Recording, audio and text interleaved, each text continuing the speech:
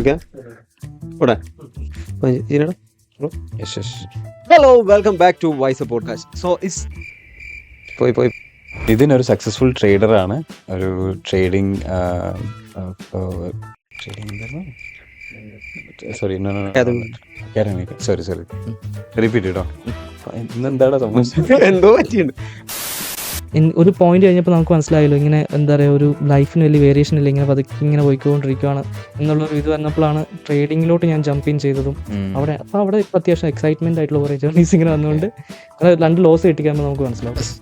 Variation നമുക്ക് മനസ്സിലാവും.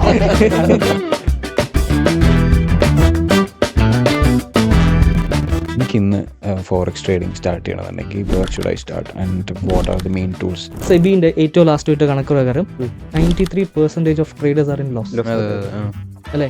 ഇന്ത്യയിൽ മാത്രം നോക്കുകയാണെങ്കിൽ 1,08,00,000 കോടി രൂപയാണ്.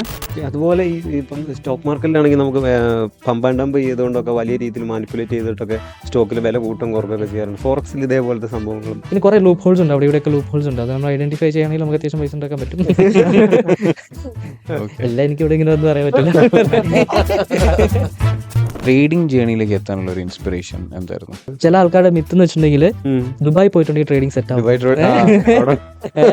അതല്ല ഇവിടെ സംഭവിക്കുന്നത്. അപ്പോൾ ഇതുവരെ ചെയ്തതിൽ ബിഗ്ഗസ്റ്റ് വിൻ എന്തായിരിക്കും? അതേപോലെ ഏറ്റവും ചാലഞ്ചിങ് ആയിട്ട് തോന്നിയ ഒരു ട്രേഡ്? ആദ്യം നമ്മൾ ട്രേഡ് സ്റ്റാർട്ട് ചെയ്തു, അന്നേരം ഒരു റഷ് നമുക്ക് കിട്ടും, ഒരു സാധനം നമുക്ക് കിട്ടും. ആ പവർ നമ്മൾ അടുത്ത ട്രേഡ് എടുക്കും, ലോസ് ആവും. അന്ന് ഞാൻ പിടിച്ചിട്ട് കാര്യമുള്ളൂ എന്ന് വെച്ചിട്ട് അടുത്ത ട്രേഡ് അങ്ങ് പോകും, അത് ലോസ് ആവും. പ്രോഫിറ്റ് ഒക്കെ റിസ്ക് ചെയ്ത് അടുത്ത് മൂന്നാമത്തെ ട്രേഡ് അങ്ങ് എടുക്കും, മൊത്തത്തിൽ അങ്ങ് പോകും.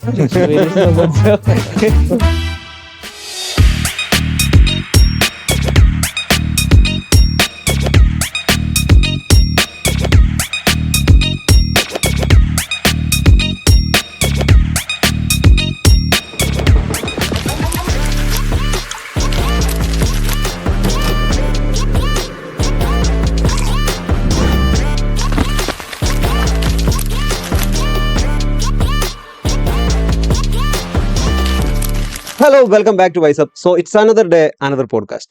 It's not just a podcast, it's a master class in money moves. So ഓറോഫിന്റെ കോ ഫൗണ്ടർ ആയിട്ടുള്ള നിതിൻ ബ്രോയാണ് ഇന്ന് നമ്മുടെ കൂടെ ഉള്ളത്. Welcome. Yes, bro. Hi Nithin. So Nithin ഒരു സക്സസ്ഫുൾ ട്രേഡറാണ്, ഓറോഫിന്റെ ഫൗണ്ടറാണ്. അപ്പോൾ ട്രേഡിംഗ് ജേണിയിലേക്ക് എത്താനുള്ള ഒരു ഇൻസ്പിറേഷൻ എന്തായിരുന്നു? ആക്ച്വലി ഇതൊരു ഇൻസ്പിറേഷൻ അല്ലായിരുന്നു, കൈൻഡ് ഓഫ് ഫ്രസ്ട്രേഷൻ ആയിരുന്നു. നമ്മളിപ്പം നമ്മളൊരു MBA PG കഴിഞ്ഞിട്ട് ഇറങ്ങുന്ന ആള് ബേസിക് ആയിട്ട് ഇപ്പം മേടിക്കുന്ന സാലറി എത്രയായിരിക്കും? നോർമലി ഒരു 40-50 ഒക്കെ. MBA കഴിഞ്ഞാൽ 40-50 കിട്ടുമോ? എനിക്ക് ലെറ്റ്സ് പുട്ട് ഇറ്റ് 50 ഒരു ഹൈ സ്കെയിൽ തന്നെ നമുക്ക് മേടിക്കാം 50K. അപ്പം ഒരാൾ കഷ്ടപ്പെട്ട് പണിയെടുത്ത് ഉണ്ടാക്കുന്നതാണ് ഒരു മാസം 50K. ഞാനൊരു കാര്യം കാണിച്ചു തരാം, ഇൻസ്പിറേഷൻ ആവുമെന്ന് അറിഞ്ഞൂടാ.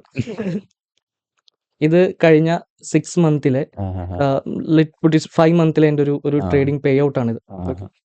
$26K.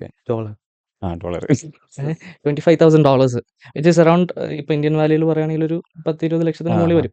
എന്റെ ലാസ്റ്റ് 5 മന്തിന്റെ എന്താ ഒരു പേ ഔട്ട്. ഞാൻ ട്രേഡിംഗ് സ്റ്റാർട്ട് ചെയ്യാൻ എൻ്റെ മെയിൻ ആയിട്ടുള്ള ഒരു ഇൻസ്പിറേഷൻ അല്ലെങ്കിൽ ഒരു കൈൻഡ് ഓഫ് ഒരു സംബന്ധിച്ചിട്ടുണ്ടെങ്കിൽ എൻ്റെ പപ്പയും മമ്മി തന്നെയാണ്. എൻ്റെ പപ്പയും മമ്മി അത്യാവശ്യം അടിപൊളിയായിട്ട് കൃഷി ചെയ്യുന്ന ആൾക്കാരാണ്. എൻ്റെ പപ്പ രാവിലെ ഒരു 3 മണി 4 മണി അപ്പോൾ എണീറ്റിട്ട് ഒരു 12 മണി 10-11 മണി 12 മണി ഈ സമയപ്പോഴാണ് കിടക്കുന്നത്. യൂഷ്വലി ഇങ്ങനെയാണ് കിടക്കുന്നത്. പക്ഷെ അവർ ഇത്രയും കഷ്ടപ്പെടുമ്പോഴും അവർ ഫിസിക്കലായിട്ടുള്ള കുറെ സ്ട്രെയിൻസ് വരുന്ന ഒരു സംഭവമാണ് കൃഷി. ഇത്രയും ഒരു കഷ്ടപ്പെട്ടിട്ട് അവരെന്താ പറയുക by end of the day അതിൽ ഹാപ്പിയാണ്. അവർ ഹാപ്പി ഉള്ളതുകൊണ്ടാണല്ലോ എല്ലാ ദിവസവും ഇവർ രാവിലെ എണീറ്റ്. ഞാൻ എൻ്റെ എൻ്റെ BBA പഠിത്തം കഴിഞ്ഞിട്ട് ഞാനൊരു MNCയിൽ വർക്കിന് കയറി യൂഷ്വലുള്ള ടൈം പീരീഡ് തന്നെ വർക്ക് ചെയ്ത് അങ്ങ് പോകുമ്പോൾ ഐ നോട്ട് ഹാപ്പി. ആ ഉണ്ടാക്കുന്ന പൈസയിലായിക്കോട്ടെ, നമ്മളെടുക്കുന്ന സ്ട്രെസ്സിലായിക്കോട്ടെ ഒരു ഹാപ്പി ഇല്ല. നമ്മൾ പണിയെടുക്കുമ്പോഴല്ലേ നമ്മൾ അടിക്കുന്ന സ്ട്രെസ്സിനൊരു ഗോൾ കിട്ടുമ്പോഴല്ലേ നമുക്കൊരു ഇത് കിട്ടുക. അവിടെ നിന്നാണ് ഇതിലോട്ടെല്ലാം ഒരു സ്റ്റാർട്ടിങ് ട്രേഡിങ്ങിലോട്ട് തുടങ്ങാം. ഞാൻ ഇനീഷ്യലി എൻ്റെ ഒരു BBA പഠിത്തത്തിന് സ്റ്റാർട്ട് ചെയ്ത സമയത്ത് തന്നെ ഞാൻ ചെറുതായിട്ടൊക്കെ അവിടെ ഇവിടെയൊക്കെ ഇൻവെസ്റ്റ് ചെയ്ത് സ്റ്റാർട്ട് ചെയ്തിരുന്നു. പക്ഷെ അതെന്റെ ഒരു കപ്പ് ഓഫ് ടീ അല്ല എന്ന് വിചാരിച്ചിട്ട് ഞാൻ അവിടെ വിട്ടതാ. അപ്പം ഫോറക്സ് ആയിരുന്നു അല്ല സ്റ്റോക്കിലായിരുന്നു? സ്റ്റോക്കിലായിരുന്നു. എത്ര വർഷം മുന്നേ? ഞാനപ്പോൾ ഓൾമോസ്റ്റ് ഞാൻ 2017 എൻ്റെ BBA സ്റ്റാർട്ട് ചെയ്യുന്നത്. അപ്പോൾ അവിടുന്ന് എൻ്റെ ഒരു സബ്ജക്റ്റ് ഉണ്ടായിരുന്നു, ഫിനാൻഷ്യൽ മാർക്കറ്റ്സ് എന്ന് പറഞ്ഞൊരു സബ്ജക്റ്റ് ഉണ്ടായിരുന്നു. മുത്തു സാർ എന്ന് പറയും. പുള്ളിയാണ് എന്താ പറയുക ആദ്യമായിട്ട് സ്റ്റോക്ക് മാർക്കറ്റ് എന്താണ് എന്നുള്ളൊരു സാധനം ഇട്ട് തരുന്നത്. ഓക്കെ. അപ്പോൾ അവിടുന്നാണ് പിന്നെ ഡിമാറ്റ് അക്കൗണ്ട് ഓപ്പൺ ചെയ്യുന്നതും ചെറിയൊരു പോക്കറ്റ് മണിയിൽ ഒരു 50 രൂപ 10 രൂപ ഒക്കെ ഇട്ടിട്ട് ഉള്ളൊരു സ്റ്റോക്കുകൾ വാങ്ങുന്നത്. അപ്പോൾ അവിടെ ജസ്റ്റ് എന്താ പറയുക ഒരു എന്താ പറയുക ഒരു ചുമ്മാ ഒരു സാധനം ചെയ്തിട്ടായിരുന്നു. നമ്മൾ ഒരിക്കലും വിചാരിക്കുന്നില്ലല്ലോ ഇതിലോട്ട് എന്തോന്ന്. അതെ അതെ. ഇതൊക്കെ കഴിഞ്ഞ് പഠിത്തം കഴിഞ്ഞ് അപ്പോഴൊക്കെ ഞാൻ ചെയ്യുന്നുണ്ട് കേട്ടോ. എൻ്റെ മാർവാടി ഫ്രണ്ട്സുകളാണ്, നോർത്ത് ഇന്ത്യൻ ഫ്രണ്ട്സ് ആയിരുന്നു. ഞാൻ ബാംഗ്ലൂർ പഠിച്ചത്. അപ്പം നോർത്ത് ഇന്ത്യൻ ഫ്രണ്ട്സ് ആയിരുന്നു. ഇവരിങ്ങനെ അത്യാവശ്യം ഇതിലോട്ടുള്ളത് കൊണ്ട് തന്നെ അത്യാവശ്യം ഇവർക്ക് എന്തെങ്കിലുമൊക്കെ നോളജ് ഉണ്ട്. അപ്പോൾ ഇവരൊക്കെ ചെയ്യുന്ന കണ്ടിട്ട് അവിടെ ഇവിടെ എന്തൊക്കെ ചെയ്തു വെച്ചിട്ടുണ്ട്. പക്ഷെ വലിയ ഇൻട്രസ്റ്റ് ഒന്നും കാണിച്ചിട്ടില്ല. പക്ഷെ ഇതിന്റെ ആക്ച്വൽ ഇൻട്രസ്റ്റ് തുടങ്ങിയത് ഞാൻ എൻ്റെ ജോലിക്ക് കയറിയ പിന്നെയാണ്. ജോലിക്ക് കയറിയ ഒരു 2 മാസം കഴിഞ്ഞപ്പോൾ എനിക്ക് മനസ്സിലായി ഞാനൊരു 9 to 5 ഇതിലോട്ട് ഉള്ള ഒരാളല്ല എന്നുള്ള സാധനം എനിക്ക് കിട്ടി. അവിടെ നിന്നാണ് പിന്നെ ട്രേഡിങ് പഠിക്കാനും ചെയ്യാനും ഫുൾ ടൈം ആയിട്ട് ഇറങ്ങാനും ഒക്കെ ഉള്ളൊരു ഇത്. ഓൾമോസ്റ്റ് ഞാൻ 2 വർഷം ഞാൻ MNCയിൽ പിന്നെയും കടിച്ചു പിടിച്ച് ഞാൻ തൂങ്ങിയിരുന്നു. എന്നിട്ട് അവിടെ നിന്നാണ് 2 വർഷം. അത് കഴിഞ്ഞിട്ടാണ് ഞാൻ എന്താ പറയുക ഫുൾ ടൈം ആയിട്ട് അത്യാവശ്യം ബാക്കപ്പ് ഉണ്ട്. നമ്മൾ മന്ത്ലി മേടിക്കുന്ന ഒരു സാലറി, ഫിനാൻഷ്യൽ കമ്മിറ്റ്മെന്റ്സ് ഡെഫിനറ്റ്ലി ഉണ്ട്. ഞാനൊരു മിഡിൽ ക്ലാസ് ഫാമിലി ജനിച്ചു വളർന്നത്. ഫിനാൻഷ്യൽ കമ്മിറ്റ്മെന്റുകളുണ്ട്. അപ്പോൾ അതിനെ കോപ്പ് ചെയ്യാൻ എനിക്ക് ഇപ്പുറത്ത് കോൺഫിഡൻറ്റ് ഉണ്ട് എന്ന് തോന്നിയപ്പോഴാണ് ഞാൻ എന്ത് ചെയ്തത് ഫുൾ ടൈം ആയിട്ട് ഞാൻ ഇതിലോട്ട് ഇറങ്ങിയത്. ഓക്കെ. അപ്പോൾ സ്റ്റോക്കിലാണ് ഇൻവെസ്റ്റ് ചെയ്ത് തുടങ്ങിയത്. And then you move to forex. Okay. Forex ആയിരുന്നു ബ്രേക്ക് ത്രൂ. അപ്പോൾ എൻ്റെ ഒരു എന്താ പറയുക ഞാൻ ഇന്ത്യൻ മാർക്കറ്റിൽ കുറേ സെഗ്മെന്റുകളുണ്ട്. അതിൽ 2-3 സെഗ്മെന്റിലാണ് മെയിൻലി ട്രേഡ് ചെയ്യുന്നത്. ചെറിയ പ്രോഫിറ്റുകൾ ഉണ്ടാക്കുന്നുണ്ടായിരുന്നു. പക്ഷേ വലിയ ലാർജ് ആയിട്ട് എന്താ പറയുക ഒരു സംഭവം ഇല്ലായിരുന്നു. ഞാൻ എന്നിട്ട് ഫോറക്സിലോട്ട് ഷിഫ്റ്റ് ചെയ്യാൻ മെയിൻ ആയിട്ടുള്ള റീസൺ എന്ന് വെച്ചിട്ടുണ്ടെങ്കിൽ ഇപ്പം നിങ്ങളിപ്പോൾ എന്തായാലും ഡെഫിനറ്റ്ലി ട്രേഡിങ് കാര്യങ്ങളൊക്കെ എന്തായാലും അറിഞ്ഞിട്ടുണ്ടായിരിക്കും. അപ്പം ഒരാൾ ഫസ്റ്റ് ടൈം ഒരു ട്രേഡിങ്ങിലോട്ട് ഇറങ്ങുന്ന സമയത്ത് അവർ ഫേസ് ചെയ്യുന്ന ഇഷ്യൂ എന്താ, ഇഷ്യൂകളിൽ ഒരു മെയിൻ ഇഷ്യൂ എന്തായിരിക്കും? കറക്റ്റായിട്ട് നോളജ് ഇല്ലാത്ത, അല്ലെങ്കിൽ കറക്റ്റായിട്ട് നോളജ് ഇല്ലാത്തതുകൊണ്ടായിരിക്കും. പിന്നെ പ്രോപ്പറായിട്ട് ഒരു ക്യാപിറ്റൽ ഇല്ലാത്തവർക്ക്. അപ്പം ഡെഫിനറ്റ്ലി എന്റെ കൺസ്ട്രെയിൻറ്റും അതായിരുന്നു. ഞാൻ എന്റെ മന്ത്ലി കിട്ടുന്ന സാലറിന്ന് ചെറിയ പൈസ എടുത്ത് ട്രൈ ഔട്ട് ചെയ്ത് അതിൽ അടുത്ത മാസം വീണ്ടും പിടിക്കും. ആ ഒരു ഫോർമാറ്റ് ആയിരുന്നു. പക്ഷെ മെയിൻ അപ്പോൾ അവിടെയൊക്കെ എന്താ പറയുക വലിയൊരു ക്യാപിറ്റൽ റേസ് ചെയ്യാനുള്ള ഒരു കൺസ്ട്രെയിൻ ഒരു റെസ്ട്രിക്ഷൻസ് എനിക്കുണ്ടായിരുന്നു. അവിടെയാണ് ഫോറക്സ് എന്നുള്ള ഒരു ഡിഫറെന്റ് വേൾഡ് തന്നെയാണ്. ഈ പറയുന്ന ഇന്ത്യൻ മാർക്കറ്റിൽ നമ്മൾ ഫേസ് ചെയ്യുന്ന കുറേ പ്രശ്നങ്ങൾക്ക് എന്താ പറയുക ഒരു സൊല്യൂഷൻ ഈ ഒരു പെർട്ടിക്കുലർ ബേസിക്കലി സ്റ്റോക്ക് മാർക്കറ്റിന്റെ നമ്മൾ നോർമലി ഇന്ത്യൻ സ്റ്റോക്ക് മാർക്കറ്റും ഈ ഫോറക്സ് ട്രേഡും തമ്മിലുള്ള മെയിൻ ആയിട്ടുള്ള ഒരു ഡിഫറൻസ് എന്തൊക്കെയാണ്? മെയിൻ ആയിട്ടുള്ള ഡിഫറൻസ് വെച്ചിട്ടുണ്ടെങ്കിൽ ഇന്ത്യൻ മാർക്കറ്റിൽ ഇപ്പോൾ നമ്മൾ നോക്കുകയാണെങ്കിൽ ഞാൻ കുറച്ചും കൂടെ ഡീപ്പായിട്ട് പോകാം. 4 സെഗ്മെന്റുകളാണ് വരുന്നത് മെയിൻ ആയിട്ട്. ഒന്ന് ഇക്വിറ്റി സെഗ്മെന്റ് എന്ന് പറയും, അതായത് നമ്മൾ കമ്പനിയുടെ ഷെയർസ് ബൈയും സെല്ലും നമ്മൾ ചെയ്യാന്ന് പറയും. പിന്നെ രണ്ടാമത് ഫ്യൂച്ചേഴ്സ് ആൻഡ് ഓപ്ഷൻസ് കോൺട്രാക്റ്റുകളാണ് അവിടെ ഇൻസ്ട്രുമെന്റ് നമ്മൾ ട്രേഡ് ചെയ്യുന്നത്. പിന്നെ കമ്മോഡിറ്റീസ്, അവിടെ നമ്മൾ ഈ ഗോൾഡ്, നാച്ചുറൽ ഗ്യാസ് ഇതുപോലത്തെ കാര്യങ്ങളൊക്കെ അവിടെ നമ്മൾ ട്രേഡ് ചെയ്യും. പിന്നെ 4ാമത്തെ സെഗ്മെന്റ് ആണ് ഫോറക്സ് എന്ന് പറയുന്നത്. Actual forex segment. പക്ഷേ നമ്മൾ ഇന്ത്യയിൽ ഫോറക്സ് നമ്മൾ ട്രേഡ് ചെയ്യണമെങ്കിൽ നമ്മൾ ഈ 4ാമത്തെ പറഞ്ഞ സെഗ്മെന്റിൽ നമ്മൾ ട്രേഡ് ചെയ്യേണ്ടത്. പക്ഷെ നമ്മൾ ട്രേഡ് ചെയ്യുന്നത് ഈ സെഗ്മെന്റിൽ നമ്മൾ ട്രേഡ് ചെയ്യുന്നത് ഓഫ് ഷോർ ബ്രോക്കേഴ്സ് വഴിയുള്ള ഫോറക്സ് മാർക്കറ്റിൽ നമ്മൾ ട്രേഡ് ചെയ്യുന്നത്. അതായത് ഇന്ത്യൻ ലൈസൻസ്ഡ് അല്ലാത്ത ബ്രോക്കേഴ്സ് ആയിരിക്കും ഇത്. ഓക്കെ, അവരാണ് നമ്മൾ ട്രേഡ് ചെയ്യുന്നത്. ഇതിലോട്ട് വരുമ്പോഴുള്ള മെയിൻ ആയിട്ടുള്ള ഒരു അഡ്വാൻറ്റേജ്, 2-3 അഡ്വാൻറ്റേജ് പറയാം. ഞാൻ ആദ്യം പറഞ്ഞ ക്യാപിറ്റൽ റിക്വയർമെന്റ്. നമ്മൾ ഇന്ത്യയിൽ ലെവറേജ് എന്ന് പറയുന്ന ഒരു കോൺസെപ്റ്റ് ഉണ്ട്. ലെവറേജ്ഡ് അക്കൗണ്ടുകളാണ് നമുക്ക് കിട്ടുന്നത്. അത് ഓപ്ഷൻസ് ഫ്യൂച്ചേഴ്സിലല്ലേ യൂസ് ചെയ്യാൻ പറ്റില്ല? അല്ല, ഇതിലുണ്ട്. നമ്മുടെ ഇക്വിറ്റിയിലുണ്ട്. ഇൻട്രാഡേ ആണ് നമ്മൾ ചെയ്യുന്നത്. ഇനീഷ്യലി ആദ്യം തുടങ്ങിയപ്പോൾ ഈ 20x 30x സംഭവമൊക്കെ ഉണ്ടായിരുന്നു.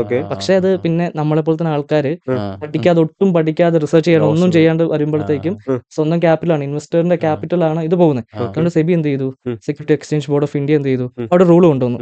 20x 25x ഒന്നും വേണ്ട, 5x മതി. അപ്പം കുറച്ച്. അപ്പൊ നമുക്കൊരു എന്താ പറയാ ഒരു 2500 രൂപയുടെ ഒരു സ്റ്റോക്ക് വാങ്ങണമെങ്കിൽ നമുക്ക് അന്നേരം ചെലവായിക്കൊണ്ടിരുന്ന ഒരു 200, 500, 300 ഒക്കെ ആയിരുന്നെങ്കിൽ ഇപ്പൊ നമുക്ക് ഓൾമോസ്റ്റ് ഒരു 500 ഒക്കെ നമ്മൾ സ്പെൻഡ് ചെയ്യണം ഒരു സ്റ്റോക്ക് നമ്മൾ ലെവറേജ്ഡ് നമ്മൾ ചെയ്യണമെങ്കിൽ. പക്ഷെ ഫോറക്സിലോട്ട് വരുമ്പോൾ അങ്ങനെയല്ല. ഫോറക്സ് നമുക്ക് 100x തൊട്ട് ലെവറേജ് സ്റ്റാർട്ട് ചെയ്യണം. 100x തൊട്ട് അങ്ങ് 2000x ലെവറേജ് വരെ നമുക്ക്. അതായത് നമുക്ക് 1 ലക്ഷം ഒരു പൊസിഷൻ ഓപ്പൺ ചെയ്യാൻ വേണം, ആക്ച്വൽ ക്യാപിറ്റൽ റിക്വയർമെന്റ് വേണമെന്ന് വിചാരിച്ചു. അതിന്റെ 100x എന്ന് വെച്ചിട്ടുണ്ടെങ്കിൽ അതിൽ 100 നമ്മൾ കൊടുത്താൽ മതി. 100 നമ്മുടെ ക്യാപിറ്റൽ ഉണ്ടായാൽ മതി, മാർജിനായിട്ട് നമ്മുടെ ക്യാപിറ്റൽ ഉണ്ടായാൽ മതി. സോ 1000 rupees ക്യാപിറ്റൽ ഉണ്ടെങ്കിൽ നമുക്ക് 1 lakhന്റെ ട്രേഡ് ചെയ്യാം. അതാണ് ലെവറേജിന്റെ ഒരു ബെനിഫിറ്റ് എന്ന് പറയുന്നത്. അത് ഈ ഫോറക്സ് മാർക്കറ്റിലോട്ട് വരുമ്പോൾ ഭയങ്കര നല്ല കുറേ ഉണ്ട്. കുറേ എന്ന് വെച്ചിട്ടുണ്ടെങ്കിൽ 100x തൊട്ട് അൺലിമിറ്റഡ് ലെവറേജ് പ്രൊവൈഡ് ചെയ്യുന്ന ഫോറക്സ് ബ്രോക്കേഴ്സ് നിലവിലുണ്ട്. അപ്പം ക്യാപിറ്റൽ അതായത് ചെറിയ ക്യാപിറ്റലിൽ ചെയ്ത് പഠിക്കാനും ചെയ്ത് തുടങ്ങാനും പറ്റിയൊരു മാർക്കറ്റാണ് ഫോറക്സ്.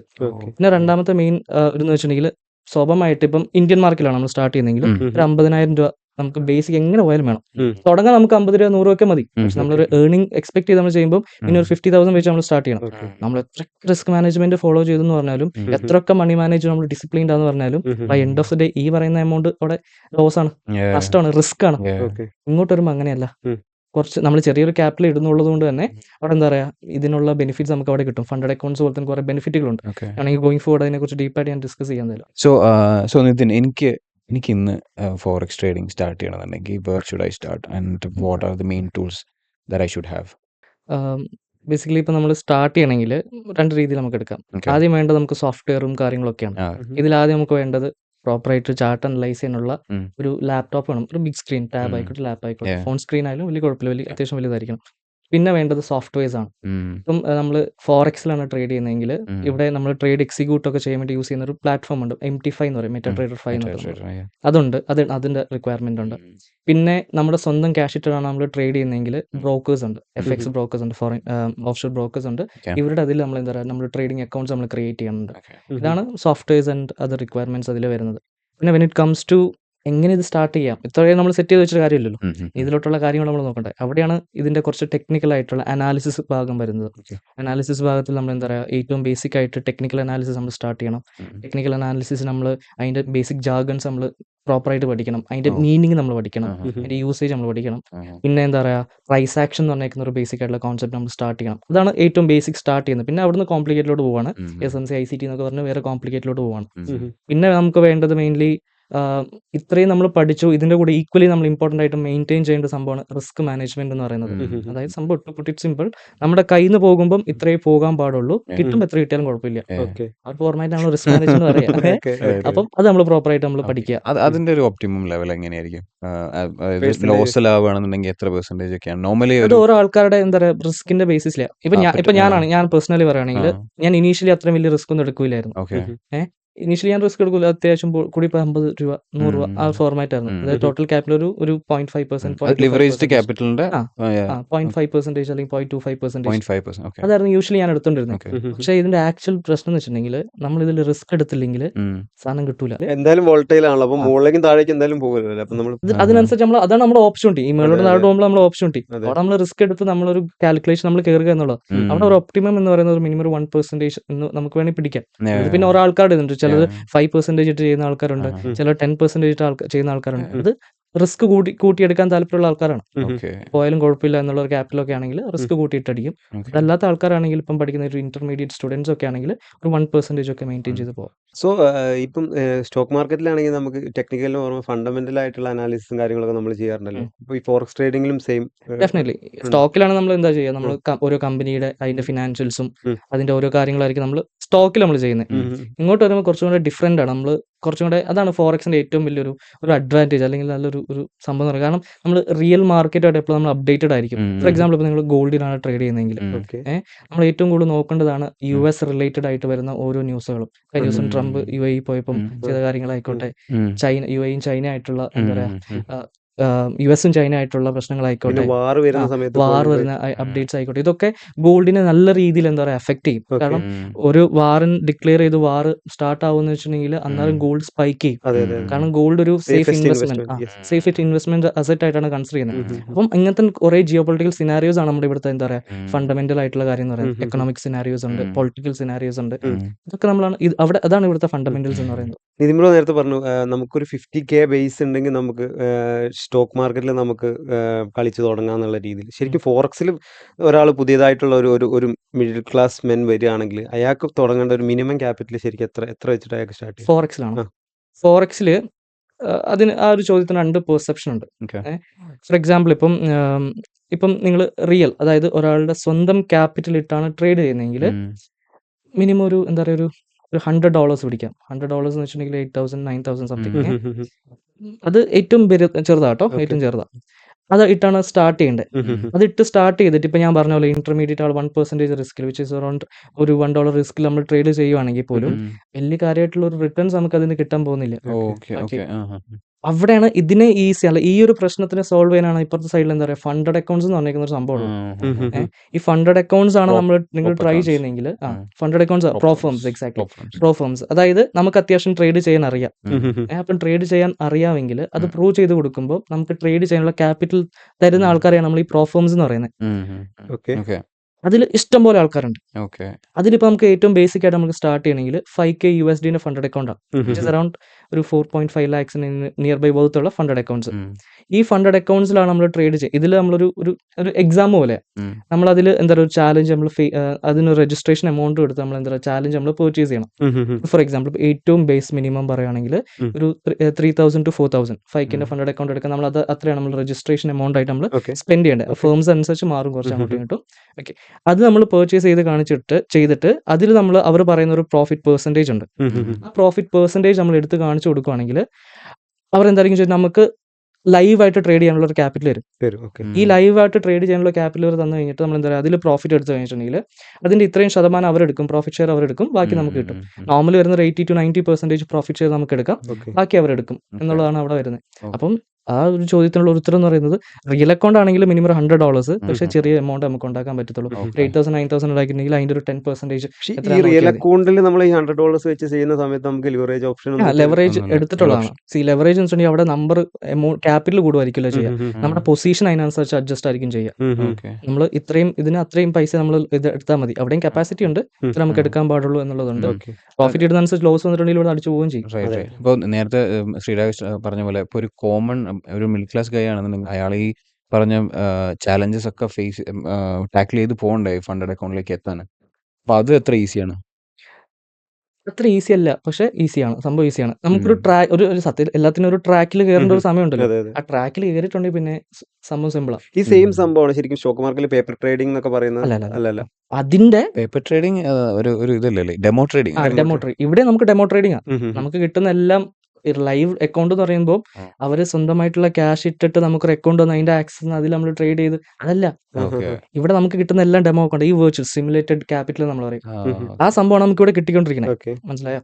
കാരണം UAE-ലാണ് ഏറ്റവും ബേസിക്കലി ഇപ്പോൾ ഇതിപ്പോൾ നമുക്ക് ഏറ്റവും കൂടുതൽ കാണാൻ സാധിക്കുന്നത്. UAE-ൽ ഒരിക്കലും ഒരു പബ്ലിക്കിന്റെ കയ്യിൽ നിന്ന് പൂൾ ചെയ്തിട്ട് ഫണ്ട് എടുത്തിട്ട് അത് ട്രേഡ് ചെയ്ത് അതിന്റെ റിട്ടേൺ ഓഫർ ചെയ്യാനുള്ള അത് അങ്ങനെ ചെയ്തിട്ടുണ്ടെങ്കിൽ ഇല്ലീഗലാണ്. അവിടെ ഇല്ലീഗൽ പ്രശ്നങ്ങളുണ്ട് അവിടെ. അതുകൊണ്ട് ഇവർ ചെയ്യുന്ന വെച്ചിട്ടുണ്ടെങ്കിൽ സിമുലേറ്റഡ് ആയിട്ടുള്ള ക്യാപിറ്റൽസ് യൂസ് ചെയ്തിട്ട് അതിൽ ഒരു പ്രോഫിറ്റ് മേക്ക് ചെയ്തിട്ടുണ്ടെങ്കിൽ അതെന്താ പറയുക, ഇവർ പ്രൊവൈഡ് ചെയ്യുന്ന ഒരു ബോണസ് അല്ലെങ്കിൽ ഒരു കമ്മീഷൻ ബേസിസിൽ എന്തുള്ളൂ അങ്ങനെയൊക്കെ ആയിരിക്കും ഇവർ നമുക്ക് പേ ഔട്ടുകൾ തരുന്നത്. അപ്പൊ അതാണ് അവിടെ യൂഷ്വലി സംഭവിക്കുന്നത്. ഓക്കെ. സോ നമ്മളെ ഫ്രണ്ട്സിന്റെ ഇടയിൽ തന്നെ കുറച്ച് പേരൊക്കെ ഈ ഫോറക്സ് ട്രേഡിംഗ് ചെയ്യുന്ന ആളുകളുണ്ട്. അപ്പൊ അവിടെയൊക്കെ കോമൺ ആയിട്ട് കേൾക്കുന്ന ഒരു പേരാണ് XAU/USD. എന്താണ് ഈ XAU/USD? XAUSD എന്ന് വെച്ചിട്ടുണ്ടെങ്കിൽ ഗോൾഡിൽ ട്രേഡ് ചെയ്യുന്ന ഏറ്റവും എന്താ ഇമ്പോർട്ടന്റ് ആയിട്ടുള്ള ഒരു പ്രൊഡക്റ്റ് ഗോൾഡ് എന്ന് പറയുന്നത്. ഗോൾഡിന്റെ ഒരു ടിക്കർ സിമ്പിൾ നമ്മൾ ടെക്നിക്കൽ ടേമിൽ പറയുകയാണെങ്കിൽ ടിക്കർ സിമ്പിൾ എന്ന് പറയും. അതാണ് XAU/USD. നമുക്കറിയാം ഇപ്പം കേരളത്തിലായിക്കോട്ടെ ഇന്ത്യയിലായിക്കോട്ടെ ഏറ്റവും കൂടുതൽ ആൾക്കാർ പൈസ ഉണ്ടാക്കും സ്വാഭാവികമായിട്ട് ജ്വല്ലറി ബിസിനസ് ചെയ്തിട്ടുള്ള അല്ലെ. അപ്പം ഇവിടെ ആയിക്കോട്ടെ പുറത്തായിക്കോട്ടെ, അപ്പം സ്വാഭാവികമായിട്ട് ഇവരെന്തായിരിക്കും ചെയ്യുക, ഫിസിക്കൽ ആയിട്ടുള്ള ഗോൾഡ് ബൈയും സെല്ലും ചെയ്യുന്ന സംഭവമാണ് അല്ലെ. ഇതിന് പകരം നമ്മളിവിടെ ചെയ്യുന്നതെന്ന് വെച്ചിട്ടുണ്ടെങ്കിൽ നമ്മളിവിടെ വെർച്വൽ ആയിട്ടായിരിക്കും നമ്മൾ എല്ലാ കാര്യങ്ങളും നമ്മൾ ചെയ്യുന്നത്. കോൺട്രാക്റ്റുകൾ നമ്മൾ ചെയ്യും, കോൺട്രാക്റ്റുകൾ വെച്ചിട്ട് നമ്മൾ എന്താ പറയുക ട്രേഡുകൾ നമ്മൾ ചെയ്യും. അതാണ് ഇവിടെ യൂഷ്വലി സംഭവിച്ചുകൊണ്ടിരിക്കുന്നത്. ഈ ഓപ്ഷൻ ട്രേഡിംഗിന്റെ ഒക്കെ പോലെ തന്നെയാണല്ല, ഓപ്ഷൻ ട്രേഡിംഗിൽ ഒരു തരത്തിലുള്ള ഒരു കോൺട്രാക്ട് അല്ല ശരിക്കും? എക്സാക്ട്ലി നല്ല പോയിന്റാണ്. അതായത് ഇന്ത്യൻ മാർക്കറ്റിലെ കോൺട്രാക്ട് എന്ന് പറയുമ്പോഴത്തേക്കും സ്വാഭാവികമായിട്ട് ഇപ്പം റിലയൻസിന്റെ കോൺട്രാക്ട് ആണ് നമ്മൾ ബൈ ചെയ്യുന്നത്. ആ കോൺട്രാക്ട് നമ്മൾ പറയുന്നത് റിലയൻസിന്റെ ഇത്രയും നമ്പർ ഓഫ് ഷെയർസ് ഇന്ന ഡേറ്റിന് ഇന്ന വിലക്ക് ഇത്രയും ക്വാണ്ടിറ്റി ഞാൻ വാങ്ങിച്ചേക്കാം എന്നുള്ള ഒരു കോൺട്രാക്ട് വിറ്റേക്കാം ബൈ യോർ സെൽ. ഇതാണ് നമ്മളവിടെ കോൺട്രാക്റ്റിൽ എഴുതുന്നത്. അപ്പൊ അവിടെ എന്താണ് ഇന്ന സമയം, അത് നമ്മൾ എക്സ്പയറി ഡേറ്റ് എന്ന് പറയും. പക്ഷേ ഈ ഫോറക്സിലോട്ട് വരുമ്പോൾ ആ സംഭവം ഇല്ല.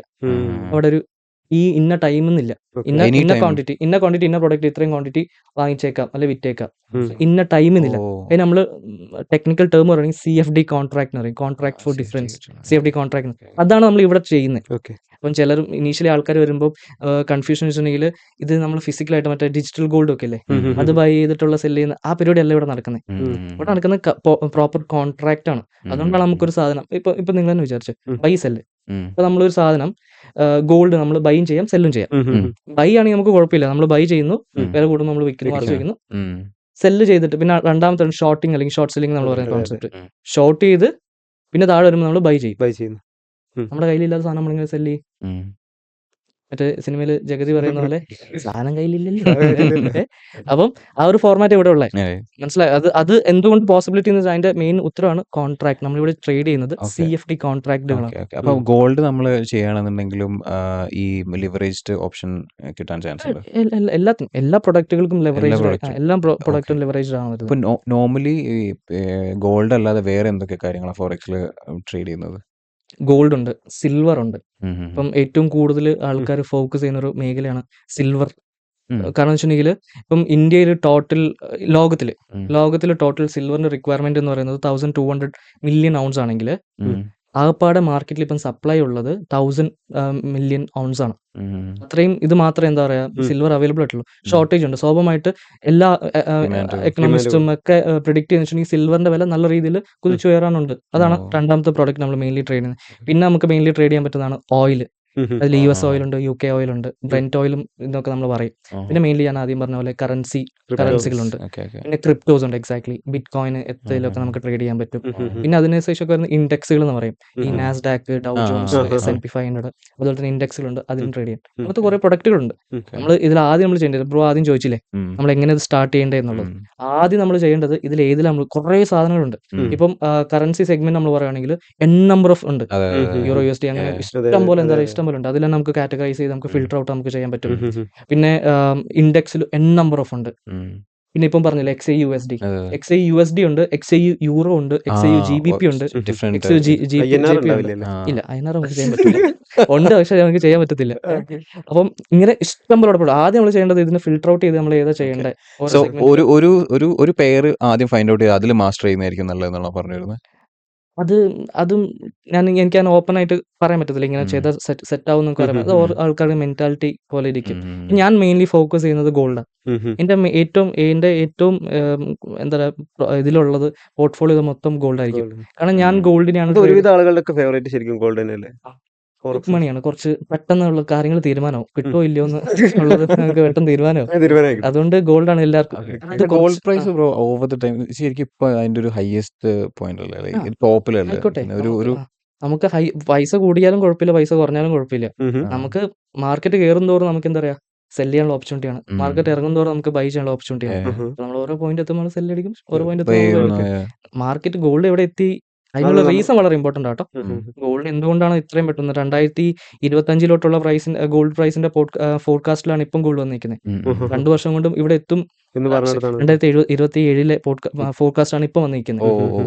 അപ്പം എന്തുകൊണ്ട് ഗോൾഡ് ഇത്രയും 2 വർഷം കൊണ്ട് എത്തുന്ന പ്രൈസിലോട്ട് ഇപ്പൊ എത്തി എന്നുള്ളത് വളരെ ഇമ്പോർട്ടന്റ് ആണ്. അതിന് നമ്മുടെ ട്രംപ് സാറിന് തന്നെ ഭയങ്കര ഇമ്പോർട്ടന്റ് ആയിട്ടുള്ള റോൾ ഉണ്ട്.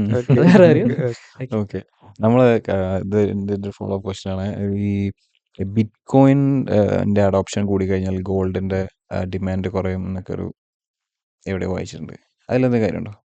ബിറ്റ് കോയിന് ഒരു പരിധി വരെയും ഇപ്പം എന്താ പറയാ ടെക്നോളജി ആയിക്കോട്ടെ ബാക്കി കാര്യങ്ങളായിക്കോട്ടെ ഗ്രോ ചെയ്തുകൊണ്ടിരിക്കുന്ന ടൈമാണ്. അപ്പൊ സ്വാഭാവികമായിട്ട് അതിന് ബിറ്റ് കോയിൻ എത്രയൊക്കെ നമ്മൾ ഇല്ലാന്ന് പറഞ്ഞാലും എത്രയൊക്കെ എക്കണോമിസ്റ്റ് ഒക്കെ ഇല്ലാന്ന് പറഞ്ഞാലും ഒരു പോയിന്റ് കഴിയുമ്പോഴത്തേക്ക് ഇതിനൊക്കെ ഒരു വാല്യൂ എന്തായാലും മാർക്കറ്റിലുണ്ട്. പണ്ട് 2000 ഒക്കെ സ്റ്റോക്ക് മാർക്കറ്റിൽ ട്രേഡ് ചെയ്യുന്ന ആൾക്കാരെ കണ്ടിട്ടുണ്ടെങ്കിൽ ഗാംബ്ലർ തോന്നുന്നു എന്നുള്ള ഫോർമാറ്റ്. അതേപോലത്തെ മിസ്കൺസെപ്ഷൻസ് ഇപ്പൊ ശരിക്കും ഫോറക്സ് ട്രേഡിംഗിലും ഇല്ലേ? ഡെഫിനറ്റ്ലി അതെ ഞാൻ പറയാം. ആ പോയിന്റിലോട്ട് ഞാൻ എത്തുന്നത്. അതായത് 2000 നിയർ ബൈയിലൊക്കെ ആൾക്കാർ അതെ സ്റ്റോക്ക് മാർക്കറ്റ് ട്രേഡ് ആണ്, പൈസ കളയാനാ, മൊത്തം ഗാംബ്ലിംഗ്, ആ ഒരു ഫോർമാറ്റ് ആയിരുന്നു. പിന്നെ അത് ചേഞ്ച് ആയില്ലേ. സ്റ്റോക്ക് മാർക്കറ്റ് ട്രേഡർ എന്നൊക്കെ പറയുമ്പോൾ അത്യാവശ്യം ഒരു പ്രിവിലേജ് ആണ്. ട്രേഡർ എന്ന് പറയുന്നത് പ്രിവിലേജ് ആണ്. അതുപോലെയാണ് ഇപ്പം ഫോറക്സ് മാർക്കറ്റ് എന്ന് പറയുന്നത്. ഫോറക്സ് ഈ ലെവറേജും കാര്യങ്ങളൊക്കെ ഉള്ളതുകൊണ്ട് ഇന്ത്യയിൽ അതിനെ പ്രോപ്പർലി എന്താ പറയുക ഒരു സിസ്റ്റത്തിന് അണ്ടറിൽ കൊണ്ടാകുന്ന മെയിൻ റീസൺ വെച്ചിട്ടുണ്ടെങ്കിൽ ഇതൊരു ഗാംബ്ലിംഗ് മോഡിലോട്ട് പോകുന്ന രീതിയിലുള്ള സാധനങ്ങളാണ്. നമുക്ക് വേണമെങ്കിൽ ഗാംബിൾ ചെയ്യാം, അല്ലെങ്കിൽ നമുക്ക് പ്രോപ്പറായിട്ട് നമുക്ക് ചെയ്യാം. ഇത് ഓപ്ഷൻ നമ്മുടെയാണ്. ഓക്കെ. സോ മിസ്കൺസെപ്ഷനെ കുറിച്ച് കൂടുതലായിട്ട് ഞാൻ പറയാൻ കാരണം എന്താ വെച്ചാൽ എൻ്റെ ഒരു ഫ്രണ്ട് ഉണ്ട് ഇതേപോലെ. അവൻ ഇതേപോലെ ഫോറക്സ് ഒക്കെ ചെയ്തിട്ട് സ്റ്റോക്ക് മാർക്കറ്റിൽ പുള്ളി അത്യാവശ്യം അടിപൊളിയായിട്ട് ചെയ്യുമായിരുന്നു. പിന്നെ ഫോറക്സിലേക്ക് ഇറങ്ങിയതിന് ശേഷം നല്ലൊരു എമൗണ്ട് ഇട്ടിട്ട് ഇങ്ങനെ ട്രേഡ് ചെയ്തതിനു ശേഷം നല്ല ലോസ് വന്ന് എന്നിട്ട് എൻ്റെ അടുത്ത് പറഞ്ഞു ഇത് പറ്റില്ല, നമ്മളെ കൊണ്ട് പറ്റുന്ന പരിപാടിയല്ല എന്നൊക്കെയുള്ള രീതിയിൽ. ശരിക്കും അങ്ങനെ ഒരു മിസ്കൺസെപ്ഷൻ നമ്മുടെ ആളുകളുടെ ഇടയിൽ ഫോറക്സിനെ പറ്റിയിട്ടുണ്ടോ? അതിലെത്രത്തോളം സത്യമുണ്ട് ശരിക്കും? ഞാൻ ഇനീഷ്യൽ തന്നെ പറഞ്ഞല്ലോ, ഇതിൽ റിസ്ക് ഉണ്ട്. ആ സാധനമാണ് ഇതിലെ ഏറ്റവും പ്രോഫിറ്റ്. ആ റിസ്ക് ആണ് ഇവിടുത്തെ പ്രോഫിറ്റ്. ഇപ്പം ഈ പറഞ്ഞ പ്രശ്നം ഉണ്ടല്ലോ ഫോറക്സിൽ നമ്മൾ ആ ഡീപ്പിലോട്ട് നമ്മൾ പോകുമ്പോൾ ഇന്ത്യയിലാണ് ഫോറക്സിൽ ഇത്രത്തോളം എന്താ പറയാ പ്രോപ്പർ റെഗുലേഷൻസ് കൊണ്ടാകുന്നത്, ഒരു സിസ്റ്റത്തിൽ അണ്ടറിൽ കൊണ്ടാകത്തായിക്കോട്ടെ, പല ഓപ്പർച്യൂണിറ്റി ഫണ്ടഡ് അക്കൗണ്ട്സ് ഒന്നും ഇന്ത്യയിൽ നമുക്ക് ലോഞ്ച് ചെയ്യാൻ പറ്റില്ല, നമുക്ക് കമ്പനി സ്റ്റാർട്ട് ചെയ്യാൻ പറ്റില്ല, അങ്ങനത്തെ റെസ്ട്രിക്ഷൻസ് ഉണ്ട്. പിന്നെ മെയിൻ ആയിട്ടുള്ള ഇഷ്യൂ എന്ന് വെച്ചിട്ടുണ്ടെങ്കിൽ ഇന്ത്യയിലാണ് ഇതിന് ഇത്രയുള്ളൊരു എന്താ പറയുക ഒരു വൈഡ് ആയിട്ടുള്ള നെഗ് ഉള്ളത്. പക്ഷെ പുറത്തോട്ട് UAE-ലോട്ടൊന്നും പോകുമ്പോൾ അങ്ങനെയല്ല. ക്രിപ്റ്റോനും അങ്ങനെ തന്നെയല്ലേ ഇവിടെ? ഡെഫിനറ്റ്ലി. ഇപ്പം ക്രിപ്റ്റോ എന്താ ആഫ്റ്റർ കോവിഡ് എന്താ സംഭവിച്ചത്? ക്രിപ്റ്റോനൊക്കെ ഹൈ ടാക്സ് ആണ്. നമ്മൾ പ്രോഫിറ്റ് മേക്ക് ചെയ്താലും ലോസ് മേക്ക് ചെയ്താലും നമ്മൾ എന്താ പറയുക 30% ഫ്ലാറ്റ് നമ്മളവിടെ കൊടുക്കണം. അതിൽ വരെ മാറ്റമൊന്നുമില്ല. അപ്പം അതൊക്കെ സ്വാഭാവികമായിട്ട് എന്തിനായിരിക്കും ഗവൺമെന്റ് ചെയ്യുന്നത്? അതിനെ കൂടുതൽ പ്രൊമോട്ട് ചെയ്യേണ്ടെന്ന് എന്നുള്ള ഫോർമാറ്റിലല്ലേ? ഇപ്പൊ കാര്യങ്ങളൊക്കെ നേരെ ഉൾട്ടയില്ലേ? US ബാക്കിയുള്ള ഓരോ കൺട്രീസും ഇപ്പൊ ഇങ്ങനെ ക്രിപ്റ്റോ അക്യുമുലേറ്റ് ചെയ്യാനൊക്കെ തുടങ്ങിയില്ലേ? ഡെഫിനറ്റ്ലി. കുറെ എത്ര സ്ട്രാറ്റജിക് റിസോഴ്സ് ആണ് ഇപ്പം ക്രിപ്റ്റോ ബേസ് ബിറ്റ്കോയിൻ ഒക്കെ ബേസ് ചെയ്തിട്ട് വരുന്നത്. ഡെഫിനറ്റ്ലി അതിന് ഈ പറഞ്ഞ കുറച്ച് മുമ്പ് നമ്മൾ ഡിസ്കസ് ചെയ്ത അതിന്റെ ബൂമാണ്. ഡെഫിനറ്റ്ലി ഗോൾഡിന്റെ വരുമ്പോൾ ഗോൾഡിന്റെ ഡിപ്പെൻസ് ഇനീഷ്യലി ഇപ്പൊ നമ്മൾ ഗോൾഡ് ആണ് ഒരു സേഫ് ഇൻവെസ്റ്റ്മെന്റ് അസറ്റ് നമ്മൾ പറയുമ്പോൾ സ്വാഭാവികമായിട്ട് ഇനി ഗോയിങ് ഫോർവേഡ് ചിലപ്പോൾ അത് ഗോൾഡിന് ഷിഫ്റ്റ് ചെയ്തിട്ട് ഇങ്ങോട്ട് വരും. കാരണം കഴിഞ്ഞ ദിവസം US-ലെ ഒരു ഫോർട്ട് നോക്സ് എന്ന് പറഞ്ഞേക്കുന്ന ഒരു ലോകത്തിലെ ഏറ്റവും ഗാർഡഡ് ആയിട്ടുള്ള ഏരിയ ഉണ്ട്. അവിടെ US-ന്റെ ഗോൾഡ് റിസർവ് ചെയ്തേക്കുന്ന ഒരു സംഭവമാണ് ഈ ഫോർട്ട് നോക്സ് എന്ന് നമ്മൾ പറയുന്നത്. ഓക്കെ, ഇവിടുത്തെ ഗോൾഡ് കാണാനില്ല, അവിടുത്തെ ഗോൾഡ് ഓഡിറ്റ് ചെയ്യണം എന്ന് പറഞ്ഞ് എന്താ പറയുക US-ലെ പല രീതിയിലുള്ള ട്രംപും എലോൺ മസ്ക് അടക്കം വന്നിട്ടുണ്ടായിരുന്നു. അത് ഓഡിറ്റ് ചെയ്യണം. കാരണം 150 വർഷമായിട്ട് അത് ഇതുമായിട്ട് ഓഡിറ്റ് ചെയ്തിട്ടില്ല. എന്നിട്ട് ഒരു $35 per ounce വിലയായിരുന്നു അന്ന് ഇട്ടിട്ടുണ്ടായിരുന്നത്. US-ന്റെ വിചാരിക്കണം, US-ന്റെ എക്കണോമിനെ എഫക്ട് ചെയ്യാൻ സാധ്യതയുള്ള റിസർവ് ആണ് എന്താ പറയാ ഗോൾഡ് റിസർവ് US ഫോർട്ട് നോക്സിലിരിക്കുന്നത്. അതവിടെ കാണാനില്ല എന്നാണ്, അത് ഓഡിറ്റ് ചെയ്യണം എന്നുള്ളതാണ്. കറൻസിന്റെ ഒരു സംഭവം ഉണ്ടായിരുന്നില്ല, ഇവര് ഇപ്പൊ കറൻസി പ്രിന്റ് ചെയ്യുന്ന സമയത്ത് അതിനനുസരിച്ച് ഗോൾഡ് കീപ്പ് ചെയ്തിരുന്നു. ഇപ്പൊ അങ്ങനെ കീപ്പ് ചെയ്യുന്നില്ല. അത് റിസർവ് പോലെ പണ്ട് ഇനീഷ്യലി ഇത് സ്റ്റാർട്ട് ചെയ്തപ്പം ഫോറിൻ എക്സ്ചേഞ്ച് സ്റ്റാർട്ട് ചെയ്തപ്പം US അതായത് എല്ലാ കറൻസിന്റെയും ഹെഡ്ജ് എന്ന് പറയുന്നത് അല്ലെങ്കിൽ റിസർവ് എന്ന് പറയുന്നത് ഗോൾഡ് ആയിരുന്നു. അത് US ആയിരുന്നു സ്റ്റാർട്ട് ചെയ്തിട്ടുണ്ടായിരുന്നത്. പിന്നെ അത് കഴിഞ്ഞിട്ട് കുറച്ച് നിക്സൺ എഫക്ട് എന്നൊക്കെ പറയുന്നത്, കുറച്ച് കഴിഞ്ഞപ്പോൾ ഈ ബ്രെട്ടൺ വുഡ് പോളിസി എന്നൊക്കെ പറയുന്നത്, അതൊക്കെ എന്താ പറയാ അതവിടെ കട്ട് ചെയ്തിട്ടുണ്ടായിരുന്നു. അത് കാണാൻ പ്രോപ്പർലി വർക്ക്ഔട്ട് ആവുന്നുണ്ട്. റിസെഷൻസ് ഒക്കെ വന്ന സമയത്ത് അതിനെ കട്ട് ഡൗൺ ചെയ്തിട്ട് ഇപ്പൊ അങ്ങനെയല്ല, ഇപ്പൊ ഏത് ആൾക്കാർക്കും ഏത് കറൻസിക്ക് എന്താ പറയുക, ഇപ്പൊ എല്ലാ രാജ്യങ്ങൾക്കും അതായത് ഫോറിൻ റിസർവ്സ് ഉണ്ട്. അത് ഗോൾഡിൽ മെയിൻറ്റെയിൻ ചെയ്യും, അവിടെ ഡൊമസ്റ്റിക് കറൻസിയിൽ മെയിൻറ്റെയിൻ ചെയ്യും. പിന്നെ IMF അങ്ങനെയുണ്ട്. അത് ഫോർമാറ്റ് ആണ്. പിന്നെ ഈ ഫോറക്സിന്റെ ഏറ്റവും വലിയൊരു പ്രശ്നം എന്ന് വെച്ചിട്ടുണ്ടെങ്കിൽ നമ്മൾ ഇന്ത്യയിൽ ഇപ്പം ഇന്ത്യൻ സ്റ്റോക്ക് മാർക്കറ്റിനെ റെഗുലേറ്റ് ചെയ്യുന്ന പ്രോപ്പറായിട്ടുള്ള ബോഡി ഉണ്ട്, which is SEBI, security exchange board of India. സെബിയും RBIയും കൂടെയാണ് ഞാൻ ആദ്യം പറഞ്ഞപ്പോൾ ലെവറേജിന്റെ 25-5 കുറച്ചെന്ന് വെച്ചിട്ടുണ്ടെങ്കിൽ അത് നമ്മളെ ബെനിഫിറ്റ് ചെയ്യാൻ വേണ്ടിയിട്ട്, നമ്മുടെ പൈസ പോകാതിരിക്കാൻ വേണ്ടിയിട്ടാണ് അങ്ങനത്തെ ഡിസിഷൻസ് വരുന്നത്. കാരണം ഇന്ത്യയിൽ ഇതിനെ കൺട്രോൾ ചെയ്യുന്ന ഈ ഒരു ട്രേഡിങ്ങിനെ കൺട്രോൾ ചെയ്യുന്ന സെൻട്രലൈസ്ഡ് ആയിട്ടുള്ള ബോഡി ഉണ്ട്. പക്ഷെ when it comes to forex അങ്ങനെയല്ല. ഇതിനെ ആസ് ഇൻ ഓള് എന്താ പറയാ കൺട്രോൾ ചെയ്യുന്ന റെഗുലേഷൻസ് ഇവിടെ ഇന്ത്യയിലായിട്ട് ലോകത്തിലില്ല. അതാണ് ഇതിന്റെ ഈ പറഞ്ഞ പ്രശ്നത്തിലോട്ട് പോകാൻ, ഈ ഫ്രണ്ടിന്റെ പ്രശ്നത്തിലോട്ട് പോകാൻ ഏറ്റവും വലിയ റീസൺ. കാരണം വെച്ചിട്ടുണ്ടെങ്കിൽ ഈ ഫോറക്സ് ബ്രോക്കേഴ്സ് ഒക്കെ വർക്ക് ചെയ്യുന്നത് ഒരു ഗ്രേ ഏരിയയിലാണ്. ട്രാൻസ്പെറൻസി ഇല്ലായ്മ ഇതിന്റെ ഒരു മെയിൻ ആയിട്ടുള്ള ഒരു പ്രശ്നമാണ്. യൂഷ്വലി ഇപ്പൊ നമ്മൾ ഇന്ത്യൻ മാർക്കറ്റിലാണെങ്കിൽ നമ്മൾ എന്ത് ചെയ്യും, ഇവിടെ ഒരു ബയർ ഉണ്ടായിരിക്കും, ഇവിടെ ഒരു സെല്ലർ ഉണ്ടായിരിക്കും. എക്സ്ചേഞ്ച് എന്ത് ചെയ്യും, എക്സ്ചേഞ്ചിനാണ് ലിക്വിഡിറ്റി പൂൾ നമ്മൾ പറയും. നമ്മൾ ഇവിടുന്ന് ഒരു ബൈ ഇട്ട് ഇവിടുന്ന് ഒരാൾ സെല്ല് ഇടണല്ലോ, ഇവിടുന്ന് ബൈ എടുക്കുമ്പോൾ ഇവിടുന്ന് ആൾ വേണമല്ലോ. ഇപ്പൊ ഇവിടെ എന്ത് ചെയ്യും, ഈ ബൈ വരുന്ന ഓർഡറും ഈ സെല്ല് വരുന്ന ഓർഡറും ഒരു പൂളിലോട്ട് പോകും. ഇവിടുന്ന് നമ്മൾ ഉദ്ദേശിക്കുന്ന പ്രൈസിൽ ഇത് മാച്ച് ആയിട്ട് എക്സിക്യൂട്ട് ആവും. അത് വിത്തിൻ മില്ലി സെക്കൻഡ്സ് നടക്കുന്ന പ്രൊസീജിയർ ആണ്. ഇതിന്റെ ഈ എക്സ്ചേഞ്ചിന്റെയും ട്രേഡേഴ്സ് ഇൻ ബിറ്റ്വീൻ വരുന്ന ആൾക്കാരാണ് ബ്രോക്കേഴ്സ്. ഓക്കെ, ഇത് ഇങ്ങനെയാ സംഭവിക്കുന്നത്. അത് കാരണം ഇന്ത്യയിൽ പ്രോപ്പർ റെഗുലേറ്റ് ചെയ്യുന്ന ഗവർൺ ചെയ്യുന്ന ബോഡി ഉള്ളതുകൊണ്ട് ഇത് പ്രോപ്പർ ഫോർമാറ്റിൽ നടക്കുന്നത്. പക്ഷേ ഫോറക്സിലെ പ്രശ്നം എന്ന് വെച്ചിട്ടുണ്ടെങ്കിൽ നമ്മൾ ഇവിടുന്ന് ബൈറ്റ്, നമ്മൾ ഒരാൾ ഇവിടുന്ന് സെല്ലിട്ട്, ഈ സെല്ലർ വേണമെങ്കിൽ നമ്മുടെ ഫോറക്സ് ബ്രോക്കർ തന്നെ ആവാം. അതായത് അതൊരു ആക്ച്വൽ പേഴ്സൺ ആവണമെന്നില്ല, ഇതൊരു പബ്ലിക് ടു പബ്ലിക് ആവണമെന്നില്ല. കാരണം ഇവിടെ ഇപ്പൊ ഞാൻ ട്രേഡ് ഇട്ട് ലോസ് സംഭവിച്ചു, ഈ സ്വാഭാവികമായിട്ട് എവിടെ ആയിരിക്കും പോവാ, ഇന്ത്യൻ മാർക്കറ്റിലാണ് എവിടെ ആയിരിക്കും പോവാ, ഇപ്പുറത്തെ പാർട്ടിക്കായിരിക്കും വേറൊരു പബ്ലിക്കിനായിരിക്കും പോവാ. നിങ്ങൾ വിചാരിക്കുക, ഇപ്പം ബ്രോ ഒരു എന്താ പറയുക, ബ്രോ ഒരു ഫോറക്സ് ബ്രോക്കറിന് ഓൺ ചെയ്യുക. അപ്പം ഞാനിപ്പോൾ കണ്ടിന്യൂസ് ഡെപ്പോസിറ്റ് ചെയ്യുന്ന ലോസ് വരുത്തിക്കൊണ്ടിരിക്കുക. അപ്പൊ സ്വാഭാവികമായിട്ട് എന്തായിരിക്കും സംഭവിക്കുക, ഈ പൈസ വേറെ ആർക്കെങ്കിലും ആയിരിക്കും പോവാ. അപ്പൊ എന്ത് ചെയ്യണം, അത് നമുക്ക് തന്നെ വരാലോ. ഇപ്പൊ ഞാൻ ഇവിടുന്ന് ബൈ ഇടുമ്പോൾ ബ്രോക്കർ തന്നെ സെല്ലർ ആവും. അതിനെ എന്താ പറയാ ഈ ബി ബുക്ക് നമ്മൾ പറയും. ഓക്കെ, ബി ബുക്ക് നമ്മൾ ബി ബുക്ക് അത് ലിക്വിഡിറ്റി പൂളാണ്. ഓക്കെ, എ ബുക്ക് എന്ന് പറയും. എ ബുക്ക് എന്ന് പറയുന്നത് ഇപ്പൊ നമ്മൾ ഇവിടെ ഒരു ഗോൾഡിൽ ബൈ ഇട്ടെന്ന് വിചാരിച്ചു, ആക്ച്വൽ ലിക്വിഡിറ്റി പ്രൊവൈഡേഴ്സ് LPs ഉണ്ടായിരിക്കും. ഈ world bank, central banks, Citi banks, Vanguard, BlackRock, ഇതുപോലെ തന്നെ ആക്ച്വൽ ലിക്വിഡിറ്റി പ്രൊവൈഡേഴ്സ് ഉണ്ടായിരിക്കും. ഇവർലോട്ട് ചെയ്ത് പഞ്ചാവും. Yeah. അവരായിരിക്കും നമ്മുടെ ലിക്വിഡിറ്റി പ്രൊവൈഡേഴ്സ് എന്ന് പറയുന്നത്. ഓക്കെ. ഓക്കെ. അപ്പം ഇതില് ഈ ഫോറക്സിന്റെ ഏറ്റവും വലിയൊരു മിസ്കൺസെപ്ഷൻ വരാൻ ഒരു സംഭവം, ഈ ട്രാൻസ്പെറൻസി ഇഷ്യൂ മെയിൻ ആയിട്ട് വരേണ്ട റീസൺ എന്ന് വെച്ചിട്ടുണ്ടെങ്കിൽ ഈ ഒരു ട്രാൻസ്പെറൻസിയാണ്. നമ്മൾ കൊടുക്കുന്ന ഓർഡർ അത് എങ്ങോട്ട് പോകും, അത് ബ്രോക്കർ തന്നെയാണോ അതിന്റെ ഓപ്പോസിറ്റ് ആവുന്നത്, അല്ലെങ്കിൽ ആക്ച്വൽ ലിക്വിഡിറ്റി പ്രൊവൈഡർ ആണോ? നമുക്ക് മനസ്സിലാക്കാനുള്ള ഇല്ല. എല്ലാവരും പറയുന്നത് ആക്ച്വൽ ലിക്വിഡിറ്റി പ്രൊവൈഡർ. അങ്ങനെയല്ല സംഭവിക്കുന്നത്. ഓക്കെ. അങ്ങനെയല്ല സംഭവിക്കുന്നത്. കാരണം വെച്ചിട്ടുണ്ടെങ്കിൽ ഈ ഫോറക്സ് ഇത് കുറച്ച് ഡീപ്പാട്ടോ. കാരണം ഫോറക്സ് ബ്രോക്കേഴ്സിൽ തന്നെ ലൈസൻസിങ് ഉണ്ട്. ഈ ലൈസൻസിങ്ങിന് ഓരോ ജൂറിഡിക്ഷൻസ് ഉണ്ട്. ഫോർ എക്സാമ്പിൾ, ഇപ്പം ഏറ്റവും വാല്യൂബിൾ ആയിട്ടുള്ള, അല്ലെങ്കിൽ ഏറ്റവും നമുക്ക് ഇപ്പം എനിക്കിപ്പോൾ ഇപ്പൊ സ്പോട്ട് വേണമെങ്കിൽ എൻ്റെ കയ്യിൽ ഒരു 3-4 കോടി രൂപ വേണമെങ്കിൽ എനിക്ക് ഫോറക്സ് ബ്രോക്കർ സ്റ്റാർട്ട് ചെയ്യാം. സ്വന്തമായിട്ട് ഫോറക്സ് ബ്രോക്കർ ചെയ്യാം. പൈസ മതി അവിടെ, വേറെ പ്രത്യേകിച്ച് ഒന്നുമില്ല. പക്ഷേ US മാർക്കിന്റെ ഏറ്റവും വലിയ അത്യാവശ്യം എന്താ പറയുക ഡിമാൻഡ് അല്ല, അത്യാവശ്യം കോസ്റ്റ് കൂടിയ ലൈസൻസിങ് ആണ് യുഎസിന്റെ ലൈസൻസിങ് എന്ന് പറയുന്നത്. അപ്പോൾ ഈ ലൈസൻസ് അവിടെ എടുക്കണമെങ്കിൽ മിനിമം 50 കോടി 100 കോടി ഉണ്ടെങ്കിൽ നിയർ ബൈ നമുക്ക് വേണം. അവിടെ SEC ഉള്ളത് എല്ലായിടത്തും അതിന് SECന്റെ ഒക്കെ റെഗുലേഷൻസ് ഒക്കെ വരുന്ന പ്രോപ്പർ ആയിട്ടുള്ള ഫോറക്സ് ബ്രോക്കേഴ്സ്. അത് കഴിഞ്ഞിട്ട് വരുന്നതാണ് ഈ ഓസ്ട്രേലിയ, UK അതിന്റെ ബേസിസിൽ വരുന്ന അവിടുത്തെ ലൈസൻസ്. ഏറ്റവും ടോപ്പ് പവർ ഉള്ളത് US. പിന്നെ ഏറ്റവും ലാസ്റ്റ് വരുന്ന ഒരു സെഗ്മെന്റ് ആണ്, ജൂറിഡിക്ഷൻസ് ആണ് ഓഫ് ഷോർ ബ്രോക്കേഴ്സ് എന്ന് പറയും. ഈ സെന്റ് ലൂസിയാസ്, സെന്റ് മോറിസ് ഐലാൻഡുകളുണ്ടല്ലോ, അവിടെ കുറച്ചും കൂടെ ഇതിന് കുറെ ലൂപ്പ് ഹോൾസ് ഉണ്ടായിരിക്കും. അപ്പൊ അവിടെ ആയിരിക്കും ഈ മേജർ ബ്രോക്കേഴ്സ് ഒക്കെ എന്താ പറയാ ലൈസൻസ് ചെയ്തേക്കുന്നത്. നമ്മൾ ബേസിക്കലി ഇവിടെ നോക്കേണ്ടത് ഈ ലൈസൻസിങ് നമ്മൾ നോക്കേണ്ട ആവശ്യമൊന്നുമില്ല. നമ്മുടെ ഫണ്ട് നമ്മളൊരു ബ്രോക്കറിലാണ് നമ്മൾ കൊടുക്കുന്നത്. ആ ബ്രോക്കർ ഇൻ കേസ് എന്തെങ്കിലും സംഭവിച്ചിട്ടുണ്ടെങ്കിൽ അത് റീപേ ചെയ്യാനുള്ള കപ്പാസിറ്റി ഉള്ള ബ്രോക്കർ ആണെന്ന് നമ്മൾ എന്താ പറയാ മേക്ക് ഷുവർ ചെയ്തിട്ടുണ്ടെങ്കിൽ തീരാവുന്ന പ്രശ്നമുള്ളൂ. അങ്ങനത്തെ ഒരു സംഭവം ഉണ്ട്. പിന്നെ കുറച്ചും കൂടെ അതിനെ കുറച്ചും കൂടെ സ്ട്രെച്ച് ഔട്ട് ചെയ്യാനാണെങ്കിൽ അതിനാണ് എന്താ പറയുക, ഇതിനെ കൗണ്ടർ ചെയ്യാൻ വേണ്ടിയിട്ടാണ് നമുക്ക് ഈ ഫണ്ടഡ് അക്കൗണ്ട്സ് അതുപോലെ തന്നെ ഒക്കെ കുറെ കോൺസെപ്റ്റുകളുള്ളത്. നമ്മൾ സത്യം പറയാലോ, നമ്മളൊരു 1 lakh അല്ലെങ്കിൽ 1 lakh ഇട്ടെന്ന് വിചാരിച്ചോ. 1 lakh ഇട്ട് നമ്മൾ കഷ്ടപ്പെട്ട് നമ്മൾ പണിയെടുത്ത് ഉണ്ടാക്കുമ്പോഴത്തേക്ക് നമ്മളൊരു റിസ്ക് എടുത്ത് നമ്മൾ എന്താക്കില്ല അതിന്റെ 10% വെച്ച് കാൽക്കുലേറ്റ് ചെയ്യും. ഒരു മന്ത്ലി നമുക്കൊരു 10% 10,000 rupees നമുക്ക് മാക്സിമം ഒരു ഇൻകം ആയിട്ട് നമുക്ക് ഏൺ ചെയ്യാൻ പറ്റുള്ളൂ പ്രോപ്പർ ആയിട്ട് കേട്ടോ. ചിലർ 50%, 100% ഉണ്ടാക്കുന്ന ആൾക്കാരുണ്ട്. ഞാൻ റിയലിസ്റ്റിക് ആയിട്ടുള്ള കണക്കാ പറയുന്നത്. അതേസമയം അത്രയും പോലും ഈ 1 lakh പോലും ഇൻവെസ്റ്റ് ചെയ്യേണ്ട, 4,000 രൂപ സ്പെൻഡ് ചെയ്ത് ഒരു 5K ഫണ്ട് അക്കൗണ്ട് വാങ്ങിക്കുക. അത്യാവശ്യം നമുക്ക് ട്രേഡ് ചെയ്യാൻ അറിയാമെങ്കിൽ 13% പ്രോഫിറ്റ് ആണ് നമ്മൾ മേക്ക് ചെയ്ത് കാണിച്ചു കൊടുക്കേണ്ടത്. ഈ 13% മേക്ക് ചെയ്ത് കാണിച്ചു കൊടുത്താൽ നമുക്ക് ട്രേഡ് ചെയ്യാനുള്ള ലൈവ് ഡെമോ അക്കൗണ്ട്സ് നമുക്ക് തരും. പിന്നെ അതിൽ നമ്മൾ പ്രോഫിറ്റ് എടുത്തു വിചാരിച്ചു. ഈ സേ ഫോർ എക്സാമ്പിൾ ഈ 10% നമ്മൾ അതിൽ പ്രോഫിറ്റ് എടുത്തു വിചാരിച്ചു, വിച്ച് ഇസ് അറൌണ്ട് 45,000 നമ്മൾ ആ 10% എടുത്ത് അതിന്റെ അവരുടെ ഇതെല്ലാം കഴിഞ്ഞ് നമ്മുടെ അതിൽ ഒരു 30,000 രൂപ ബാക്കി വരും അവരുടെ പ്രോഫിറ്റ് സ്പ്ലിറ്റും കൊടുത്തു കഴിഞ്ഞിട്ട്. പക്ഷെ ഇവിടെ നമ്മുടെ ആക്ച്വൽ ഇൻവെസ്റ്റ്മെന്റ് എത്രയാ?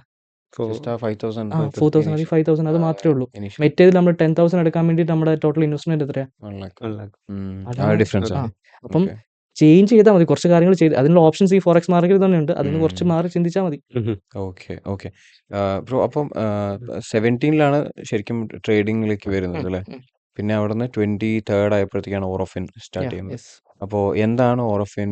How is Aurofin different from other companies or other academies? ഇത് പറയുകയാണെങ്കിൽ നമ്മൾ ഇനീഷ്യലി ഓറോഫിൻ സ്റ്റാർട്ട് ചെയ്തത് ഒരു ഇൻസ്റ്റിറ്റ്യൂഷൻ ആയിട്ടല്ല നമ്മൾ സ്റ്റാർട്ട് ചെയ്തത്. നമ്മൾ സ്റ്റാർട്ട് ചെയ്തത് ഒരു ട്രേഡിംഗ് ഫ്ലോർ. അതായത് നമ്മൾ ഇനീഷ്യലി ഞാൻ ഓൾറെഡി ഒരു കമ്പനിയിൽ വർക്ക് ചെയ്തത്, അതായത് ഈ ഇൻസ്റ്റിറ്റ്യൂഷനിൽ വർക്ക് ചെയ്തുകൊണ്ടിരുന്ന ആളാണ്. അവിടെ നിന്ന് ഇറങ്ങിയിട്ടാണ് നമ്മൾ ഓറോഫിൻ സ്റ്റാർട്ട് ചെയ്തത്. അപ്പോൾ നമ്മൾ അവിടെ ചെയ്തുകൊണ്ടിരിക്കുന്ന സമയത്ത് നമ്മൾ ഫേസ് ചെയ്ത് അല്ലെങ്കിൽ മാർക്കറ്റ് കണ്ടൊരു ഗ്യാപ്പ് ഉണ്ടായിരുന്നു. അതായത് എല്ലാ ആൾക്കാരും പഠിപ്പിച്ചു വിടുന്നുണ്ട്, പക്ഷെ ഇത് കഴിഞ്ഞിട്ട് വന്നിരുന്ന് ട്രേഡ് ചെയ്യാനുള്ള അത് കഴിഞ്ഞിട്ടുള്ള അസിസ്റ്റൻസ് ആണ് ആൾക്കാർക്ക് ആവശ്യമുള്ളത്. പഠിച്ച് ഫസ്റ്റ് ഓഫ് ഓൾ ഇത് നമ്മൾ പഠിച്ച് 1-2 മാസം കൊണ്ട് പഠിച്ചു തീർത്ത് പൈസ ഉണ്ടാക്കാൻ പറ്റുന്ന ഫീൽഡല്ല. 1 വർഷമോ 2 വർഷമോ സമയം എടുക്കുന്ന ആ ഒരു നമ്മൾ MBA പോലെ തന്നെ എന്താ പറയുക ട്രീറ്റ് ചെയ്യേണ്ട ഒരു സംഭവമാണ്. അപ്പം പഠിച്ചു കഴിഞ്ഞ് പിന്നെ അസിസ്റ്റൻസ് കൊടുക്കാനില്ലെങ്കിൽ പിന്നെ അത് പഠിക്കുന്നതുകൊണ്ട് പ്രത്യേകിച്ച് ഉപകാരമില്ലല്ലോ. അപ്പൊ ആ അസിസ്റ്റൻസിനെയാണ് നമ്മൾ എന്താ പറയുക ആ ഒരു സർവീസിനെയാണ് നമ്മൾ ആദ്യം ഫോക്കസ് ചെയ്തത്. ഓറോഫിൻ ഫോക്കസ് ചെയ്തത് തൃപ്പൂണിത്തുറയിൽ നമ്മുടെ ആദ്യത്തെ ബ്രാഞ്ച് വന്നത് ബേസിക്കലി നമ്മൾ ലോഞ്ച് ചെയ്തത് ഓറോഫിൻ ട്രേഡിംഗ് അക്കാഡമി എന്നല്ല, നമ്മൾ ലോഞ്ച് ചെയ്തത് ഓറോഫിൻ ട്രേഡിംഗ് ഫ്ലോർ ആയിട്ടാണ്. അതായത് അതിന്റെ കോൺസെപ്റ്റ് എക്സാക്ട്ലി കമ്മ്യൂണിറ്റീനെ ബിൽഡ് ചെയ്യുക. അതായത് ഓൾറെഡി ബാക്കി ഇൻസ്റ്റിറ്റ്യൂഷനിൽ പഠിച്ച് അത്യാവശ്യം ട്രേഡ് ചെയ്യുന്നത്. പക്ഷേ ഇതിന്റെ മെയിൻ ഇഷ്യൂ കുറച്ച് പറഞ്ഞാൽ സൈക്കോളജിയാണ്. ഇഷ്യൂസ് കൊണ്ട് പ്രോപ്പറായിട്ട് ഞാൻ പറയാലോ 90% of traders are in loss എന്ന് പറയുമ്പോൾ ഈ 90% ഓഫ് ട്രേഡേഴ്സ് ലോസ് ഉണ്ടാവാൻ മെയിൻ ആയിട്ടുള്ള റീസൺ അതിൽ ചെറിയൊരു പെർസെന്റേജ് മാത്രമേ നോളജ് ഇല്ലായ്മ വരുള്ളൂ. ബാക്കിയൊക്കെ നമ്മുടെ ഇമോഷൻസും സൈക്കോളജിയും ഒക്കെ. ഓക്കെ, ആ ഒരു പ്രശ്നത്തിനെയാണ് നമ്മൾ എന്താ പറയാ ഓർഫിൻ ട്രേഡിംഗ് ഫ്ലോർ എന്നുള്ള രീതിയിൽ നമ്മൾ ഫോക്കസ് ചെയ്തത്. വൺസ് നമ്മളത് ഇൻട്രൊഡ്യൂസ് ചെയ്ത് കഴിഞ്ഞപ്പോഴാണ് കുറച്ച് നമുക്ക് അത്യാവശ്യം ക്ലയന്റുകൾ വന്ന് കഴിഞ്ഞപ്പോഴാണ് നമുക്ക് മനസ്സിലായത് ഈ പഠിക്കാത്ത ആൾക്കാരുണ്ടല്ലോ, half knowledge is more riskier than അതെ, നോ അതെ, നോളജ് അതെ, നമ്മൾ അതെ, പറയുന്നത്. അതെ, അതെ. കുറച്ച് പഠിച്ച് എന്തെങ്കിലുമൊക്കെ ചെയ്യുന്ന ഉം, ആൾക്കാരുണ്ടല്ലോ, ഉം, ഉം, ഭയങ്കര ഭയങ്കര സംഭവമാണ്. ഉം, കാരണം ഇത് അവിടെ നമ്മൾ ഓർഫിൻ ട്രേഡിംഗ് പഠിപ്പിക്കുന്ന ഒരു ഇൻസ്റ്റിറ്റ്യൂട്ടിലോട്ട് നമ്മൾ കൺവേർട്ട് ആവാൻ ഒരു ക്ലയന്റ് ഉണ്ട്. ഉം. ഞാൻ പുള്ളിയുടെ പേര് പറയുന്നില്ല. പക്ഷേ പുള്ളി ആദ്യം മനസ്സിലാക്കി, പുള്ളിയുടെ ഇനീഷ്യൽ സ്റ്റേജിൽ മനസ്സിലാക്കി, ഓക്കെ ഫൈൻ, പൈസ ഇട്ടുണ്ട്, ഈ പൈസ ഉണ്ടാക്കാൻ പറ്റുന്ന മാർക്കറ്റ് എന്ന് മനസ്സിലാക്കി. ഉം, ഉം, $1000 ഇട്ടു. ഉം. $1000 ഇൻവെസ്റ്റ് ചെയ്തു, വിച്ച് ഇസ് ഉം. അറൌണ്ട് നമ്മുടെ ഇന്ത്യൻ മണി പറയുന്നത് 84 lakhs. 84 lakhs. ഏ? ആ എമൗണ്ട് ഇൻവെസ്റ്റ് ചെയ്ത് 84,000. 84,000 സോറി. 84,000. അപ്പോൾ ഇത്രയും എന്താ പറയുക, ആ ഇൻവെസ്റ്റ് ചെയ്ത് അവർ ട്രേഡ് സ്റ്റാർട്ട് ചെയ്തു. ഉം, ഉം, കുറച്ചങ്ങ് പോയി, ലോസ് വന്നു. ഉം. അപ്പോൾ ഈ ലോസിനെ കവറപ്പ് ചെയ്യാൻ എന്ത് ചെയ്തു, വീണ്ടും ഉം. ക്യാപിറ്റൽ ആഡ് ചെയ്തു, ഉം, ഉം, വീണ്ടും ക്യാപിറ്റൽ ആഡ് ചെയ്തു. ഇങ്ങനെ ക്യാപിറ്റൽ ആഡ് ചെയ്ത് ഉം. $75,000 ഉണ്ടെന്ന് എത്തി. $75,000. ആ അതിൽ 5ഉം 10ഉം ഒക്കെ പ്രോഫിറ്റ് ഉണ്ടാക്കുന്നുണ്ട്. ഉം. പക്ഷെ കോൺഫിഡൻസ് ഉണ്ടല്ലോ, അറിയത്തില്ല, സത്യം പറഞ്ഞാൽ അറിയത്തില്ല എന്താ ചെയ്യുന്നത്, പുള്ളിക്ക് ഐഡിയ ഇല്ല. പുള്ളിയും പുള്ളിയുടെ ഫ്രണ്ടും കൂടെയാണ്. ഈ ഫ്രണ്ടിന് അത്യാവശ്യം അറിയാം, ആ ഒരു കോൺഫിഡൻസ് ആണ് പുള്ളി ഇത്രയും ക്യാപിറ്റൽ ഇങ്ങനെ ഇത് ചെയ്തുകൊണ്ടിരുന്നത്. ഉം, ഉം. എന്നാൽ എന്ത് ചെയ്തു, 75,000 ലോസ് വന്ന് എത്തി. ഉം. അതുകൊണ്ട് പുള്ളി നിർത്തിയോ? ഇല്ല, ഇല്ല. ഇത് പോയി, പൈസ എന്തായാലും നഷ്ടപ്പെട്ട്, ഇത് തിരിച്ചു പിടിക്കണല്ലോ. അപ്പം ഓൾറെഡി ഫണ്ട് മാനേജ് ചെയ്യുന്ന കുറേ ആൾക്കാരുണ്ടായിരുന്നു, UAE ബേസ്ഡ് ആണ്. ഇപ്പോൾ ഫണ്ട് മാനേജ് ചെയ്യുന്ന കുറേ ആൾക്കാരുണ്ട്. ഈ ഫണ്ട് മാനേജ് ചെയ്യുന്ന ആൾക്കാരുടെ കയ്യിൽ എന്താ പറയുക, ഇന്ന പൈസ കുറേ ആൾക്കാരെ കണ്ടുപിടിച്ചിട്ട് അവിടെ 5000 വെച്ചിട്ട് ഇട്ട് എല്ലാം ലാസ്റ്റ് ഇതായി പെട്ട്. അവിടെ ഏകദേശം ഒരു $1 lakh അടുത്ത് അവിടെ നിയർ ബൈ പോയി. വീണ്ടും പുള്ളി എന്ത് ചെയ്തു, ലാസ്റ്റത്തെ കോൺഫിഡൻസ് പുള്ളി വീണ്ടും ഫണ്ട് റേസ് ചെയ്തിട്ട് വീണ്ടും ഒരു ഒന്നോടെ ട്രൈ ചെയ്തു. പുള്ളിയും പുള്ളിയുടെ വേറൊരു ഫ്രണ്ടും കൂടെ ട്രൈ ചെയ്തു. അതും ഈ രീതി തന്നെ ഏകദേശം പുള്ളി എൻഡ് ചെയ്തത്, ആ ഒരു 2-3 വർഷത്തെ ജേർണിയിൽ പുള്ളി എൻഡ് ചെയ്തത് ഏകദേശം $3 lakh ലോസ് ആണ്, ടോട്ടൽ ലോസ് ആണ്. ഏകദേശം 3 കോടിയുടെ നിയർ ബൈ, 3 കോടി നിയർ ബൈ. അത് സംഭവിക്കാൻ ഏറ്റവും വലിയ റീസൺ, എടാ അതങ്ങനെ ചെയ്യണ്ട എന്ന് പറഞ്ഞു കൊടുക്കാൻ ഒരാളുണ്ടായിരുന്നെങ്കിൽ അത്രയും ലോസിലോട്ടൊന്നും പുള്ളി പോകില്ലായിരുന്നു. അത് മാത്രമല്ല ഇഷ്ടം പോലെ ഉണ്ട്. കാസർഗോഡ് നമ്മുടെ ഫ്ലോർ ആക്സസ് ചെയ്യാമെന്ന ഒരു ചേട്ടനുണ്ട്, അത്യാവശ്യം ഒരു 45 ഒക്കെ ഉള്ള 40+ ഉള്ള ഒരു പുള്ളിയാണ്. പുള്ളി ബിസിനസ് ചെയ്തുകൊണ്ടിരുന്ന ആ ബിസിനസ്സിൽ നിന്ന് പുള്ളി എന്ത് ചെയ്തു, പുള്ളി പൈസ മാറ്റി ഇതിലോട്ടിട്ട് 35 lakhs ആണ് പുള്ളിയുടെ ടോട്ടൽ നഷ്ടം. ബിസിനസ്സും പോയി, ഇവിടുന്ന് നഷ്ടം. ലാസ്റ്റ് ഒരു 3-4 ലക്ഷം രൂപ കയ്യിലുണ്ട്. അതുകൊണ്ട് ഈ പോയതെല്ലാം തിരിച്ചു പിടിക്കാനായിരുന്നു ഫ്ലോറിലോട്ട് വന്നത്. അപ്പം അവിടെ നമുക്ക് മനസ്സിലായി, ഫ്ലോർ മാത്രം ഓപ്പൺ ചെയ്ത് ഇട്ടിട്ട് കാര്യമൊന്നുമില്ല, ഇത് പ്രോപ്പർലി എഡ്യൂക്കേറ്റും കൂടെ നമ്മൾ ചെയ്ത് സ്റ്റാർട്ട് ചെയ്യണം. അങ്ങനെയാണ് നമ്മൾ എന്താ പറയുക ഓർഫിൻ സ്റ്റാർട്ട് ചെയ്ത് ട്രേഡിംഗ് ഇൻസ്റ്റിറ്റ്യൂട്ട് ആയിട്ട് നമ്മൾ സ്റ്റാർട്ട് ചെയ്തത്. അപ്പം നമ്മൾ എന്താ പറയുക, അന്നത്തെ ഇൻസ്റ്റിറ്റ്യൂട്ടിൽ നമ്മൾ പഠിച്ചിറങ്ങുന്ന സ്റ്റുഡൻസിനെ നമ്മൾ ഫ്ലോർ നമ്മൾ ഓഫർ ചെയ്തു. പിന്നെ അവരവിടെ നിന്ന് കമ്മ്യൂണിറ്റി ബിൽഡ് ചെയ്ത് അവർ ട്രേഡ് ചെയ്യുക, അങ്ങനത്തെ ഒരു സെറ്റപ്പാണ് ഇപ്പോൾ ഇവിടെ നടക്കുന്നത്. ഈ ട്രേഡിംഗിൽ ഇറങ്ങുന്ന ആൾക്കാരൊക്കെ പറയും നല്ലോണം റിസ്ക് എടുത്ത് നല്ല റിവാർഡ് ഉണ്ടാക്കാന്ന് പറഞ്ഞു. അങ്ങനെ പുള്ളി ഒരുപാട് റിസ്ക് എടുത്ത് പോയിട്ടായിരിക്കില്ല ചിലപ്പോൾ. റിസ്ക് എടുക്കാൻ തോന്നിയ പോലെ റിസ്ക് എടുത്തിട്ട് കാര്യമില്ലല്ലോ. റിസ്ക് എടുക്കണം, സത്യമായിട്ട് റിസ്ക് എടുക്കണം. അതെങ്ങനെ നിങ്ങളെ സ്റ്റുഡൻസിനൊപ്പം നിങ്ങൾ ശരിക്കും അതിനെ ഒരു കാപ്പബിൾ ആക്കി മാറ്റി? അതായത് ഞാൻ പറഞ്ഞല്ലേ, നമ്മുടെ ഏറ്റവും വലിയ പൈസ പോകുന്നത് എവിടെയായിരിക്കും, റിയലിലോട്ട് പോകുമ്പോഴാണ് നമ്മൾ ഏറ്റവും കൂടുതൽ പൈസ പോകുന്നത്. അപ്പുറത്ത് നമുക്ക് പഠിക്കാനുള്ള സ്പേസ് ഉണ്ടല്ലോ, ഫണ്ടഡ് അക്കൗണ്ട്സ് നൽകുന്ന സ്പേസ് ഉണ്ടല്ലോ, അത് നമുക്ക് എക്സ്പ്ലോർ ചെയ്യാലോ, അതിൽ നമുക്ക് പ്രശ്നമൊന്നുമില്ലല്ലോ. നമ്മൾ അതിൽ സ്റ്റാർട്ട് ചെയ്താൽ മതി. നമ്മൾ ഓർഫിനിൽ ഇപ്പം പഠിച്ചിറങ്ങിയ കോൺഫിഡന്റ് ആയിട്ട് എനിക്കത് പറയാൻ സാധിക്കും, ഓർഫിനിൽ പഠിച്ചിറങ്ങിയാൽ വലിയ ലക്ഷങ്ങളും കോടികളൊന്നും ഇവിടെ കൊണ്ടേ കളഞ്ഞിട്ടില്ല. കാരണം നമ്മൾ അവരെ ട്രെയിൻ ചെയ്തത് ഫണ്ടഡ് അക്കൗണ്ട്സിലാണ്. ആ ഫണ്ടഡ് അക്കൗണ്ട്സ് പറഞ്ഞാൽ ഒരു പ്രോപ്പർ സിസ്റ്റമാണ്, പ്രോപ്പർ റൂളാണ്. നമ്മൾ ആക്ച്വലി റിയൽ ഫണ്ടിൽ നമ്മൾ ഫോളോ ചെയ്യേണ്ട റൂൾസ് ആണ് എന്താ പറയാ ഇതിലുള്ള ഫണ്ടഡ് അക്കൗണ്ട്സിലുള്ള. അതായത് ഒരു ദിവസം മാക്സിമം ഇതിനേക്കാളും ലോസ് നമ്മൾ വരുത്താൻ പാടില്ല, ഓവറോൾ നമ്മൾ ഇത്രയും ലോസ് വരുത്താൻ പാടില്ല. ഇങ്ങനെ റൂളുണ്ട്. ഈ റൂളിനെ ബേസ് ചെയ്ത് ന്യൂസിന്റെ സമയത്ത് നമ്മൾ ട്രേഡ് ചെയ്യാൻ പാടില്ല. ഇങ്ങനത്തെ കുറെ റൂൾസ് ഉണ്ട്. ഈ റൂൾസിനെ ഫോളോ ചെയ്തിട്ടാണ് സമയത്ത് ട്രേഡ് ചെയ്യാൻ പാടില്ല. അത് ഒരു വിൻഡോ ഉണ്ട്, 10 മിനിറ്റിന് ശേഷം 10 മിനിറ്റിന് മുമ്പ് നമ്മൾ ട്രേഡ് ചെയ്യാൻ പാടില്ല എന്നുള്ളത്. ഞാൻ അതിലോട്ട് പറയാം. അത് അങ്ങനത്തെ കുറച്ച് സാധനങ്ങളുണ്ട്. അപ്പം പ്രോപ്പറായിട്ട് റിയൽ ഫണ്ടിൽ ട്രേഡ് ചെയ്യുന്ന സെയിം നമ്മൾ ഫോളോ ചെയ്യേണ്ട റൂൾസ് ആണ് ഫണ്ടഡ് അക്കൗണ്ട് ചെയ്യുന്നത്. അപ്പം ഒരുത്തൻ ഒരു 5 അക്കൗണ്ട് 5 അടിച്ചു പോട്ടെ, കുഴപ്പമില്ല, പാസ്സാക്കണ്ട.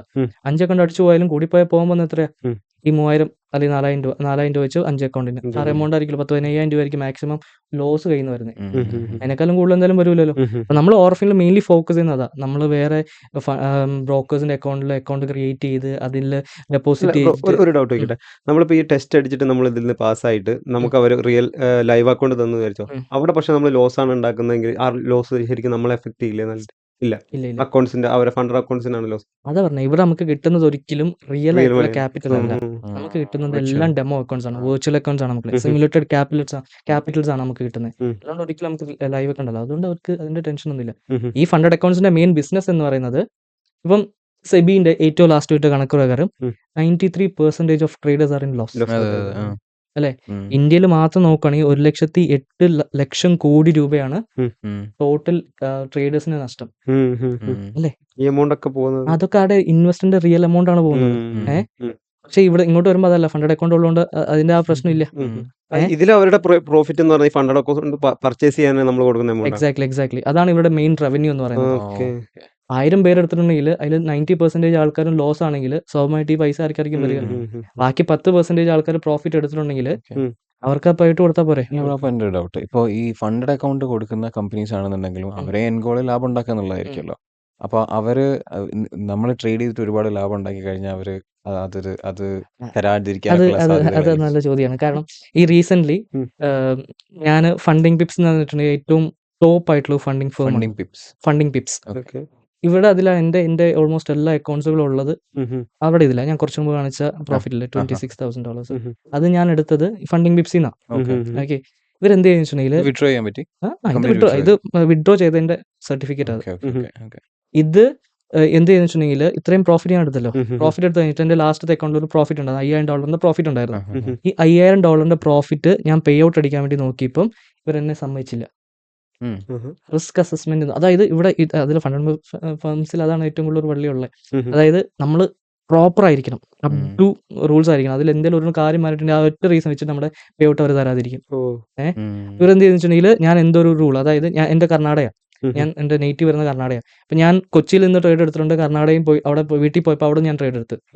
അപ്പൊ 2 ലൊക്കേഷൻ 2 സ്റ്റേറ്റിൽ നിന്ന് എൻ്റെ ട്രേഡ്സ് ഡിറ്റക്ട് ആയിരുന്നു പറഞ്ഞിട്ട് ഇവർ എന്ത് ചെയ്തു, റിസ്ക് അസസ്മെന്റിലോട്ട് ഇട്ട്. എന്നിട്ട് ഞാൻ എന്ത് ചെയ്തു, റിസ്ക് അസസ്മെന്റ് കയറി. ഞാൻ നമ്മൾ ഓറഫിന് ഞാനുണ്ട്, നമ്മുടെ റീംക്കുണ്ട്, മാർട്ടിനുണ്ട്, ഞങ്ങളെല്ലാവരും ഒരു ടീമായിട്ട് നമ്മൾ ട്രേഡ് ചെയ്യുന്നത്. നമ്മളെല്ലാവരും ഫണ്ടഡ് അക്കൗണ്ട്സും റിയൽ അക്കൗണ്ട്സിലും ഒക്കെ ആയിട്ട് നമ്മൾ ട്രേഡ് ചെയ്യുന്നത്. അപ്പം അവിടെ ഇവിടെ നമ്മൾ സെയിം ട്രേഡ്സുകളൊക്കെ പ്ലേസ് ആവും. ഞാൻ റിസ്ക് അസസ്മെന്റ് കയറി സംസാരിച്ച് ഞാൻ പറഞ്ഞു ഇങ്ങനെയാണ് എൻ്റെ സ്ഥലം എവിടെയാണ് വരുന്നത്, എൻ്റെ ഇവിടെ നാളെ ഞാനിപ്പോൾ വർക്ക് ചെയ്യുന്നത് എവിടെയാണ് എന്നുള്ള കാര്യങ്ങളൊക്കെ പറഞ്ഞു കഴിഞ്ഞിട്ട് ലാസ്റ്റ് എൻ്റെ മെന്ററിന്റെ ഇതെടുത്തിട്ട് ഞാൻ എൻ്റെ മെന്ററിന്റെ ഇത് കൊടുത്തു.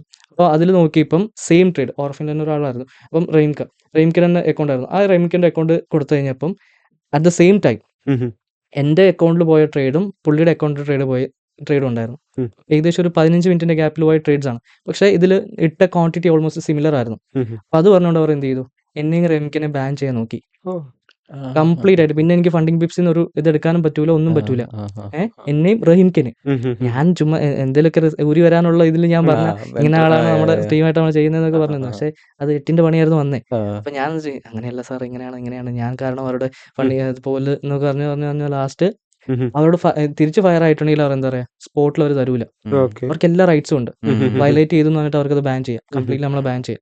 അപ്പൊ അവിടെ നമ്മൾ എന്താ പറയുക, കുറച്ചും കൂടെ ഒന്ന് ഒരു മെച്യൂരിറ്റി ആയിട്ട് നമ്മൾ റിപ്ലൈസ് കൊടുത്തിട്ടുണ്ടെങ്കിൽ ഞാൻ പറഞ്ഞു സാർ അങ്ങനെയല്ല, ഇങ്ങനെയാണ് കാര്യങ്ങൾ, നമ്മൾ ടീമായിട്ടാണ്. ഞാൻ അങ്ങനെ കള്ളത്തരം കാണിക്കുന്നുണ്ടെങ്കിൽ നിങ്ങളോട് ഞാൻ ഷെയർ ചെയ്യേണ്ട ആവശ്യമില്ലല്ലോ, എനിക്ക് അങ്ങനെ ഒരു മെന്റർ ഇല്ല, ഞാൻ അങ്ങ് പറഞ്ഞാൽ പോരെ എന്നൊക്കെ ഞാൻ പറഞ്ഞു. എന്ത് ചെയ്ത് ഞാൻ പറഞ്ഞു കൺവേർട്ട് ചെയ്ത് ലാസ്റ്റ് അതൊരു ഡൗട്ട് സെറ്റിലോട്ടാക്കി. എന്നിട്ട് എനിക്ക് ആ പേ ഔട്ട് വിഡ്രോ ചെയ്യാൻ പറ്റി. ഞാൻ ജെന്യൂൻ ആയിട്ടാണ് ഞാൻ സംസാരിച്ചത്. അതുകൊണ്ട് പറഞ്ഞു നിങ്ങൾ ജെന്യൂനിറ്റി എനിക്ക് മനസ്സിലായതുകൊണ്ട് ഞാൻ ആ ഒരു 5K ഞാൻ എന്തായാലും പേ ഔട്ട് ഞാൻ എന്തായാലും പ്രോസസ് ചെയ്യിപ്പിക്കും. പക്ഷേ നിങ്ങൾ രണ്ടുപേരും ബാൻ ചെയ്യുവാണ്. ഇല്ല ചെയ്തില്ല. അത് ഞാൻ സംസാരിച്ച് ഞാൻ എന്ത് ചെയ്തു, ഓക്കെ ഫൈൻ, ഇനി അടുത്ത തവണ ഇങ്ങനത്തെ ഒരു പ്രശ്നം വരുവാണെങ്കിൽ ഡെഫിനറ്റ്ലി ബാൻ ചെയ്യുന്ന പറഞ്ഞാൽ ആ ഫോർമാറ്റിലോട്ട് ഷിഫ്റ്റ് ആയി. കാരണം അന്ന് ആ ഒരു സംഭവം നടക്കുന്ന സമയത്ത് ഏകദേശം എനിക്ക് ഏകദേശം $300 ഫണ്ടിങ് പിപ്സി മാത്രം ഉണ്ടായിരുന്നു. 100Kന്റെ 2 അക്കൗണ്ട്, 50Kന്റെ 2 അക്കൗണ്ട്, അങ്ങനെ ഓൾമോസ്റ്റ് ഒരു 3 കോടി ഇൻക്രീസ് ചെയ്യാൻ ഫണ്ടിങ് പിപ്സി മാത്രമുണ്ട്. റെയിംക്കിക്ക് അതുപോലെ തന്നെ ഉണ്ടായിരുന്നു. അത്രയും ഫണ്ടിങ് നമുക്ക് അവിടെ ഉണ്ടായിരുന്നു. അപ്പം അത് പോവാണ്ടിരിക്കണമെങ്കിൽ നമ്മൾ ഈ സാറ് കളിച്ചിട്ട് കാര്യമില്ല. നമ്മള് ഇങ്ങനെ കാര്യം എന്ന് പറഞ്ഞിട്ടുണ്ടെങ്കിൽ നമ്മൾ ഇതിന്റെ 5Kന്റെ ഫണ്ടഡ് അക്കൗണ്ട്സ് ആണ്, അതിലാണ് നമ്മൾ പ്രാക്ടീസ് ചെയ്യിപ്പിക്കുന്നത്. അല്ലാണ്ട് അവരുടെ റിയൽ നമ്മുടെ കോഴ്സിൽ തന്നെ അത് ഇൻക്ലൂഡഡ് ആണ്, ബാച്ചിൽ തന്നെ അത് ഇൻക്ലൂഡഡ് ആണ്. അവർക്ക് ഓട്ടോമാറ്റിക്കലി അത് കിട്ടിക്കോളും. അങ്ങനെ അതിൽ നമ്മൾ ട്രേഡ് ചെയ്ത് പഠിപ്പിച്ചിട്ടാണ് പിന്നെയാണ് അവർക്ക് ഇഷ്ടമുള്ള രീതിയിൽ റിയൽ അക്കൗണ്ട് ആണോ ഫണ്ടഡ് അക്കൗണ്ട് ആണോ എന്ന് ഷിഫ്റ്റ് ചെയ്ത് അവർക്ക് പോകാൻ പറ്റുന്നത്. എന്താണ് ഈ ഓറോഫിൻ നെയിമിന്റെ പറയില്ലേ? ഓറോഫിൻ നമ്മൾ സ്റ്റാർട്ട് ചെയ്യുന്ന സമയത്ത് നമ്മൾ കുറേ പേരുകൾ നമ്മൾ നോക്കി. ഫിൻമീഡിയ, ഫിൻടെക്, അങ്ങനെ കുറേ സാധനങ്ങൾ നമ്മൾ നോക്കി, ഒന്നും കിട്ടുന്നില്ല. പിന്നെ ഞങ്ങൾ നോക്കി ഏതിലാണ് ഞങ്ങൾ ഏറ്റവും കൂടുതൽ ട്രേഡ് ചെയ്യുന്നത്, കറൻസിയിലാണോ, ഗോൾഡിലാണോ, സിൽവറിലാണോ. നമ്മൾ നോക്കിയപ്പോൾ നമ്മൾ ഏറ്റവും കൂടുതൽ 99% ട്രേഡ്സ് വരുന്നത് ഗോൾഡിലാണ്. അപ്പൊ നമ്മൾ വിചാരിച്ചെന്നാൽ ഗോൾഡ് ട്രേഡിംഗ് അക്കാഡമിന്ന് ഇടാം. വേണ്ട, ഒരു പഞ്ചില്ല. അപ്പൊ നമ്മൾ എന്ത് ചെയ്തു, ഗോൾഡിന്റെ പല വേറെ പേരുകൾ, ലാറ്റിൻ നെയിംസ് ഒക്കെ നമ്മൾ ലാറ്റിൻ, ഗ്രീക്ക്, ഇങ്ങനെ കുറെ നെയിംസുകൾ നമ്മൾ നോക്കി. അങ്ങനെയാണ് നമ്മൾ എന്താ പറയാ, ഓറോ എന്ന് പറയുന്നത് ഗോൾഡിന്റെ ലാറ്റിൻ നെയിമാണ്. Auro fintech nice. Aurofin നമ്മൾ നൈസ് നൈസ്. ഒരു രസമുണ്ട് കേൾക്കാൻ. സോ നിതിൻ, നമ്മൾ നേരത്തെ എന്തൊക്കെ ടൂൾസ് വേണം എന്നുള്ള കാര്യങ്ങളൊക്കെ നിതിൻ പറഞ്ഞു തന്നു എനിക്ക് ട്രേഡിംഗ് സ്റ്റാർട്ട് ചെയ്യാൻ. ഓക്കെ ഓക്കെ അപ്പോൾ എന്തൊക്കെ കീ സ്ട്രാറ്റജീസ് ആയിരിക്കും ഞാൻ ഇനീഷ്യലി പഠിക്കേണ്ടി വരിക? നമ്മൾ പഠിക്കാൻ സ്റ്റാർട്ട് ചെയ്ത് കഴിയുമ്പോഴത്തേക്കും ഏറ്റവും ബേസിക് ആയിട്ട് ഇപ്പോൾ ഫോറക്സിൽ ഇപ്പോൾ ഞാൻ നമ്മൾ ഫോറക്സ് സംസാരിച്ചിട്ടുണ്ട്, അതിന് റിലേറ്റഡ് പറയാം. ഫോറക്സിൽ വരുന്ന കുറച്ച് കാര്യങ്ങളുണ്ട്. ഞാൻ ഇനീഷ്യലി ആദ്യം പറഞ്ഞില്ലേ എന്തൊക്കെ സാധനമാണ് ട്രേഡ് ചെയ്യുന്നത്, what are the things that we are trade. അത് ഫോർ എക്സാമ്പിൾ ഇപ്പം പല സെഗ്മെന്റുകളുണ്ട്, കറൻസി സെഗ്മെന്റുകളുണ്ട്, കമോഡിറ്റി ഉണ്ട്, അതുപോലെ തന്നെ കമോഡിറ്റി അല്ലെങ്കിൽ മെറ്റൽസ് ഉണ്ട്, ഇൻഡെക്സ് ഉണ്ട്, ഓയിൽ ഉണ്ട്, ക്രിപ്റ്റോ ഉണ്ട്. അപ്പം ഇതിൽ നമ്പർ ഓഫ് പ്രൊഡക്ട്സുകളുണ്ട്. ഇതിൽ എന്താ ട്രേഡ് ചെയ്യേണ്ടതെന്ന് ആദ്യം നമ്മൾ ഫിൽട്ടർ ഔട്ട് ചെയ്ത് നമ്മൾ പഠിക്കണം. അതിനുശേഷം നമ്മൾ എന്ത് ചെയ്യണം, ഇതിൽ കുറച്ച് ഇമ്പോർട്ടൻ്റ് ആയി നമ്മൾ അറിഞ്ഞിരിക്കേണ്ട കുറച്ച് ജാഗൺസ് ഉണ്ട്. ലെവറേജ് എന്താണ്, സ്പ്രെഡ് എന്താണ്, പിപ്സ് എന്താണ്, ഇങ്ങനത്തെ കുറച്ച് ജാഗൺസ് ഉണ്ട്. അത് മെയിൻലി ആദ്യം നമ്മൾ പഠിക്കുക. ഇത് പഠിച്ചു കഴിഞ്ഞിട്ട് ടെക്നിക്കൽ അനാലിസിസ് എന്നുള്ളൊരു അനാലിസിസ് ഫേസിലോട്ട് നമ്മൾ കിടക്കും. അതായത് 2 രീതിയിലുള്ള അനാലിസിസ് ഉള്ളത്. കുറച്ച് മുമ്പ് ബ്രോ ചോദിച്ചായിരുന്നു, ടെക്നിക്കൽ അനാലിസിസ്, ഫണ്ടമെന്റൽ അനാലിസിസ്. ഇതിനെ രണ്ടായിട്ട് ടു പുട്ട് ഇറ്റ് സിമ്പിൾ ഇതിനെ ഡിഫറൻഷിയേറ്റ് ചെയ്യണേ ഇത്രയേ ഉള്ളൂ. ഒരു സാധനം നമ്മൾ ഏത് പ്രൈസിൽ വാങ്ങണം അല്ലെങ്കിൽ ഏത് പ്രൈസിൽ നമ്മൾ സെല്ല് ചെയ്യണം എന്ന് നമ്മൾ കണ്ടുപിടിക്കുന്ന അനാലിസിസ് ആണ് ടെക്നിക്കൽ അനാലിസിസ്. ഒരു സാധനം എങ്ങോട്ട് പോകാൻ സാധ്യതയുണ്ട് എന്ന് നമ്മൾ നോക്കുന്ന അനാലിസിസ് ആണ് ഫണ്ടമെന്റൽ അനാലിസിസ്. അപ്പോൾ ടെക്നിക്കൽ അനാലിസിസ് നമ്മൾ ആദ്യം പഠിക്കേണ്ടത്. അതിലോട്ട് വരുമ്പം ടെക്നിക്കൽ അനാലിസിന്റെ ഏറ്റവും ബേസിക് ആയിട്ടുള്ള കോൺസെപ്റ്റ് ആണ് പ്രൈസ് ആക്ഷൻസ് എന്ന് പറയുന്നത്. അതിന് നമ്മൾ പഠിക്കണം. എന്താണ് സപ്പോർട്ട് റെസിസ്റ്റൻസ്, എന്താണ് സപ്ലൈ ഡിമാൻഡ്, എന്താണ് ഡിസ്കൗണ്ട് പ്രീമിയം പോയിന്റ്സുകൾ, അത് പഠിക്കുക. അതിനുശേഷമാണ് ഇത്രയും പഠിച്ചു കഴിഞ്ഞ് കഴിയുമ്പോൾ ഇതിന്റെ അഡ്വാൻസിലോട്ട് പോകും. SMC ICT എന്ന് പറയുന്ന അഡ്വാൻസിലോട്ട് പോകും. ഈ അഡ്വാൻസിലോട്ട് പോകാനുള്ള മെയിൻ റീസൺ വെച്ചിട്ടുണ്ടെങ്കിൽ ഈ ഫോറക്സിലെ ഒരു ദിവസം സിംഗിൾ ഡേയിൽ മാർക്കറ്റിൽ നടക്കുന്ന ട്രാൻസാക്ഷൻ 7 to 8 ട്രില്യൺ ഡോളേഴ്സ് ആണ്. അതായത് ഇപ്പൊ ഇന്ത്യയുടെ GDP നമ്മളിപ്പോൾ നോക്കുകയാണെങ്കിൽ ഒരു 3.6 നിയർ ബൈ ട്രില്യൺ ആണ് ഇന്ത്യയുടെ ടോട്ടൽ GDP വരുന്നത്. അതിന്റെ ഡബിൾ ആണ് ഒരു സിംഗിൾ ഡേയിൽ നടക്കുന്ന ഫോറക്സ് മാർക്കറ്റിൽ നടക്കുന്ന ട്രാൻസാക്ഷൻ. സ്വാഭാവികമായിട്ട് നമ്മളെപ്പോലത്തെ റീറ്റെയിലേഴ്സ് ആയിരിക്കില്ല അത് ഇത്രത്തോളം എന്താ പറയുക വോളിയൂംസ് മാർക്കറ്റിലോട്ട് കൊണ്ടുവരുന്നത്. നമ്മളെപ്പോലത്തെ റീറ്റെയിൽ ട്രേഡേഴ്സിനെ പോലെ തന്നെ അപ്പുറത്ത് വലിയ ഫണ്ടിട്ട് മാനേജ് ചെയ്യുന്ന അസറ്റ് മാനേജ്മെന്റ് കമ്പനികളും സെൻട്രൽ ബാങ്കുകളും HNIs ഹെഡ്ജ് ഫണ്ട് മാനേജേഴ്സും ഇങ്ങനെയൊക്കെ ഉണ്ട്. ഇവരാണ് എന്താ പറയാ മാർക്കറ്റിനെ മൂവ് ചെയ്യുന്ന ആൾക്കാരെന്ന് പറയുന്നത്, ഇൻസ്റ്റിറ്റ്യൂഷണൽ പ്ലേയേഴ്സ് നമ്മൾ പറയും. ഓക്കെ, ഇപ്പം ഈ ഒരു 7 to 8 ട്രില്യൺ മാർക്കറ്റ്സിൽ സെൻട്രൽ ബാങ്കുകളുണ്ട്, ഇന്റർ ബാങ്ക് ട്രാൻസാക്ഷൻസ് പറയും. ബാങ്ക് ടു ബാങ്ക് നടക്കുന്ന ട്രാൻസാക്ഷൻ തന്നെ ഓൾമോസ്റ്റ് ഒരു 40 to 50% വെയിറ്റേജ് അതിന് തന്നെ പോകും. ബാങ്ക് ടു ബാങ്ക് നടക്കുന്ന ഫോറിൻ എക്സ്ചേഞ്ച് ട്രാൻസാക്ഷൻസ്, അതിനുശേഷം വരുന്ന ട്രാൻസാക്ഷൻസ് ആണ് നമ്മൾ ഈ HNIs അല്ലെങ്കിൽ മറ്റേ AMCs ചെയ്യുന്ന ട്രാൻസാക്ഷൻസ്. അതിലാകപ്പാടെ ഒരു 5 to 10% മാത്രമേ നമ്മളെ പോലത്തെ റീറ്റെയിൽ ട്രേഡേഴ്സിന്റെ കോൺട്രിബ്യൂഷൻസ് വരുന്നുള്ളൂ.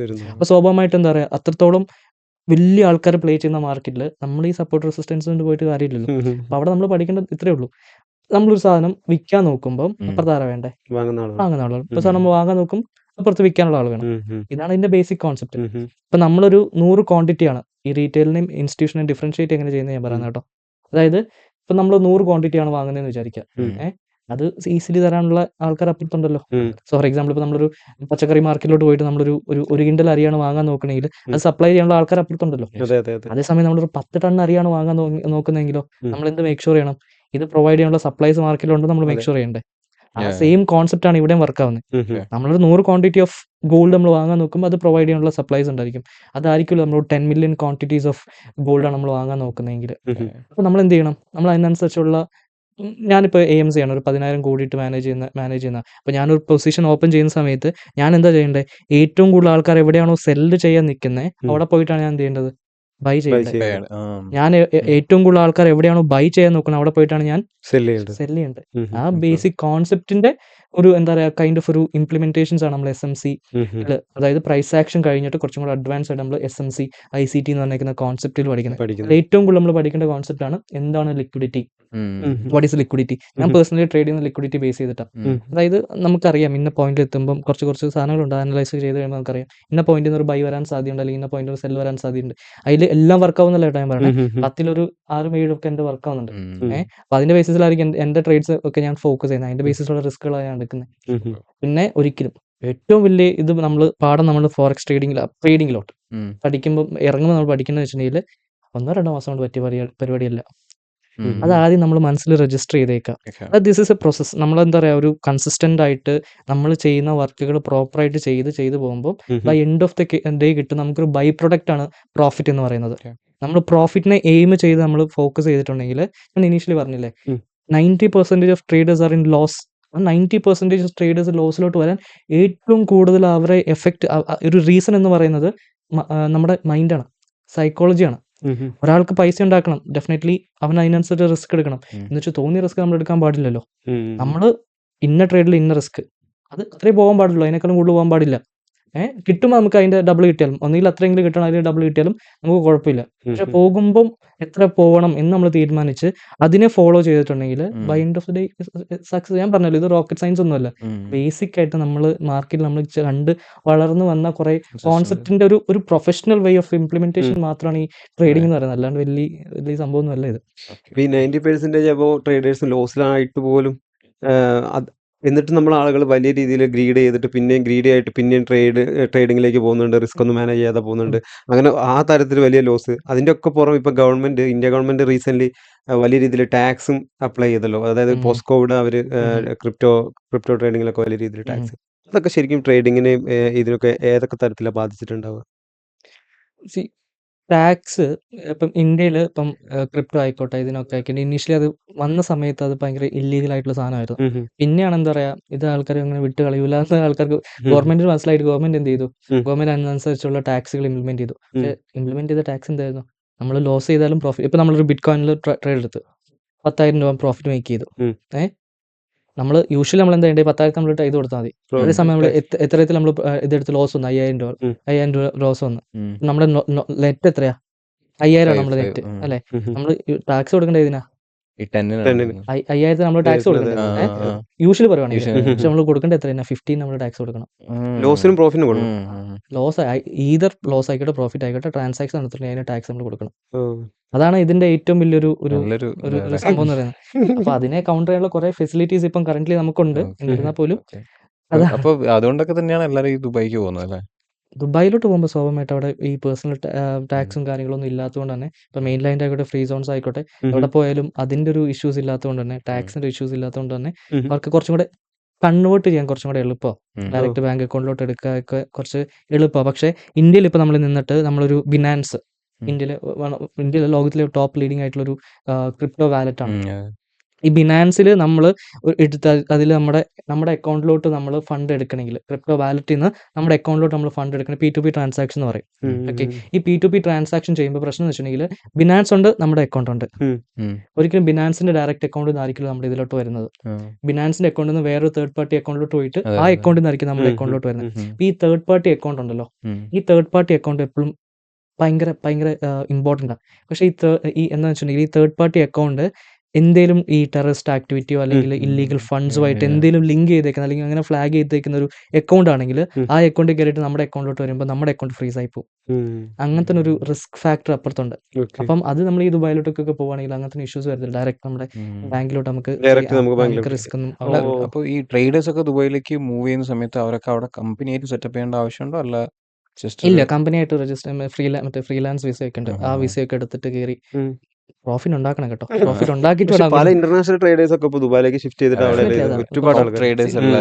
നമ്മൾ ഉണ്ടാക്കുന്ന പൈസ നമുക്കൊന്നെങ്കിൽ നമുക്ക് സ്പെൻഡ് ചെയ്യാൻ പറ്റണം അല്ലെ. എന്നാലേ നമ്മൾ ഉണ്ടാക്കുന്ന പൈസ കൊണ്ട് നമുക്ക് എന്തെങ്കിലും കാര്യമുള്ളൂ. ചില ആൾക്കുണ്ട്, ചില ടീംസ് ഉണ്ട്. ഇപ്പൊ നമ്മുടെ ക്ലാസ്സിൽ വരുന്ന സ്റ്റുഡൻസ് ചോദിക്കുന്നുണ്ട്, സാർ ഇപ്പൊ നമ്മൾ ദുബായിലോട്ട് പോകുന്ന ആവശ്യമുണ്ടോ, ട്രേഡ് പഠിക്കത്തുള്ളൂ. അപ്പൊ അറ്റ്ലീസ്റ്റ് നമ്മൾ എന്താ ഒരു പൈസ ഉണ്ടാക്കാൻ പറ്റും. ചില ആൾക്കാരുടെ മിത്ത് എന്ന് വെച്ചിട്ടുണ്ടെങ്കിൽ, ദുബായ് പോയിട്ടുണ്ടെങ്കിൽ ട്രേഡിംഗ് സെറ്റ് ആവും. അതല്ല ഇവിടെ സംഭവിക്കുന്നത്. നമ്മൾ ട്രേഡിംഗ് ചെയ്യുന്നുണ്ട്, അത്യാവശ്യം പൈസ ഉണ്ടാക്കുന്നുണ്ട്. ആ പൈസ നമുക്ക് സ്പെൻഡ് ചെയ്യണമെങ്കിൽ അതിനുള്ള എല്ലാ ഫെസിലിറ്റിയും ദുബായിലുണ്ട്. അത് നമുക്ക് ഒരു 5 പൈസ നമുക്ക് വേറെ ആൾക്കാർക്ക് കൊടുക്കണ്ട. 30% നമ്മൾ ഗവൺമെന്റ് നമ്മൾ കൊടുക്കുന്നത് അവിടെയാണ് നമുക്ക് കൊടുക്കണ്ട. 30% നമ്മുടെ ലൈഫ് സ്റ്റൈൽ നമുക്ക് യൂസ് ചെയ്യാം. അങ്ങനെ കുറെ ആൾക്കാർ കുറെ സംഭവം ഉണ്ട് അവിടെ. പിന്നെ കുറച്ചും കൂടെ പിന്നെ അവിടെ ടാക്സ് ഫ്രീ ആവണമെങ്കിൽ ഡെഫിനറ്റ്ലി നമ്മൾ അവിടെ ഒന്നുകിൽ അവിടെ പൈസ സ്പെൻഡ് ചെയ്യണം, അല്ലെങ്കിൽ ഗ്ലോബൽ ഇൻകമിന്റെ കുറെ ഇതുണ്ട്. നമ്മൾ ഇന്ത്യൻ ടാക്സ് സിസ്റ്റത്തിൽ തന്നെ നമ്മളിപ്പോൾ 183 ഡേയ്സിന്റെ അവിടെ മേളിൽ അവിടെ നിന്നാൽ മാത്രമേ നമ്മൾ ടാക്സ് കൊടുക്കേണ്ട ആവശ്യം വരത്തുള്ളൂ, എന്നറിയാത്തുള്ളൂ. അതല്ലെങ്കിൽ നമ്മൾ ടാക്സ് കൊടുക്കണം. 182 ഡേയ്സ് നമ്മൾ ഇന്ത്യയിൽ നിന്നിട്ടുണ്ടെങ്കിൽ അത് ഇന്ത്യൻ ടാക്സിന്റെ ഇൻകമിൽ ഗ്ലോബൽ ഇൻകം ടാക്സിന്റെ അതിൽ വരും. അങ്ങനത്തെ കുറച്ച് ടാക്സിന്റെ കുറച്ച് സാധനങ്ങൾ അവിടെ ഉണ്ട്. എന്നിരുന്നാൽ പോലും ആൾക്കാർ അത്യാവശ്യം ഫണ്ട് ഉണ്ടാക്കുന്നുണ്ട്, പൈസ ഉണ്ടാക്കുന്നുണ്ട്. അത് പ്രോപ്പർലി സ്പെൻഡ് ചെയ്യണം എന്ന് ആഗ്രഹിക്കുന്ന ആൾക്കാരാണ് എന്താ പറയാ അങ്ങോട്ട് ഷിഫ്റ്റ് ചെയ്യുന്നത്. ഓക്കെ. പക്ഷെ ഫസ്റ്റത്തെ ക്രൈറ്റീരിയ എന്ന് പറഞ്ഞാൽ ഫണ്ട് ഉണ്ടാക്കണം. ഇവിടെ ഉണ്ടാക്കാൻ പറ്റുമോ നമ്മൾ തീരുമാനിച്ചിട്ട് അങ്ങോട്ട് പോകാൻ പാടുള്ളൂ. ഓക്കെ. അപ്പൊ എപ്പോഴേക്ക് ദുബായ് പോകുന്നത്? ഞാൻ ഇടയ്ക്കിടയ്ക്ക് പോയിട്ടുണ്ട്. സോ അതുപോലെ തന്നെ നമ്മൾ ഈ ട്രേഡിങ്ങിൽ മൈൻഡ് സെറ്റ് ഭയങ്കര ഇമ്പോർട്ടൻ്റ് അല്ലേ? നമ്മൾ നിങ്ങൾ അവിടെ ഒരു സ്റ്റുഡൻസിനെ സംബന്ധിച്ചിടത്തോളം ട്രേഡിങ്ങിന്റെ ബേസിക്സും ഇതൊക്കെ പറഞ്ഞു കൊടുക്കുന്നതിന്റെ കൂടെ മൈൻഡ് സെറ്റിനെ ക്യാപ്പബിൾ ആക്കിയിട്ട് മാറ്റാൻ വേണ്ടിയിട്ട് എന്തെങ്കിലും സ്പെഷ്യൽ സംതിങ് കൊടുക്കാറുണ്ടോ? ഞാൻ പറഞ്ഞല്ലോ, ഇന്ന മൈൻഡ് സെറ്റിനെ സെറ്റ് ആക്കുന്നത് എന്ന് പറയുന്നത് എനിക്ക് ഇതിനെ 2 രീതിയിൽ ആൻസർ ചെയ്യാം. അതായത് ഒരാള് ഒരെണ്ണത്തിനെ പ്രോപ്പറായിട്ട് ഫോക്കസ് ചെയ്ത് ചെയ്യുന്നതിന് നമുക്കൊരു മൈൻഡ് സെറ്റ് എന്ന് പറയാം. അല്ലേ? ഫോർ എക്സാമ്പിൾ നമ്മൾ ഡ്രൈവിംഗ് പഠിക്കും. നമുക്ക് ഡ്രൈവ് ചെയ്യാൻ താല്പര്യമുണ്ട്, അല്ലെങ്കിൽ റൈഡ് ചെയ്യാൻ താല്പര്യം ഉണ്ടെങ്കിലായിരിക്കും ഒരാൾ പെട്ടെന്ന് ഡ്രൈവിംഗ് പഠിക്കുന്നത്. അതെ അതെ നമ്മൾ സൈക്കിൾ ഓടിക്കുന്ന സമയത്ത് ഇത് പറ്റും, എന്നെ കൊണ്ട് പറ്റുന്ന പണിയാണോ അല്ലയോ എന്നൊക്കെ നമ്മൾ കുറെ ഡൗട്ട് അടിച്ചിട്ടാണ് നമ്മൾ സ്റ്റാർട്ട് ചെയ്തത്.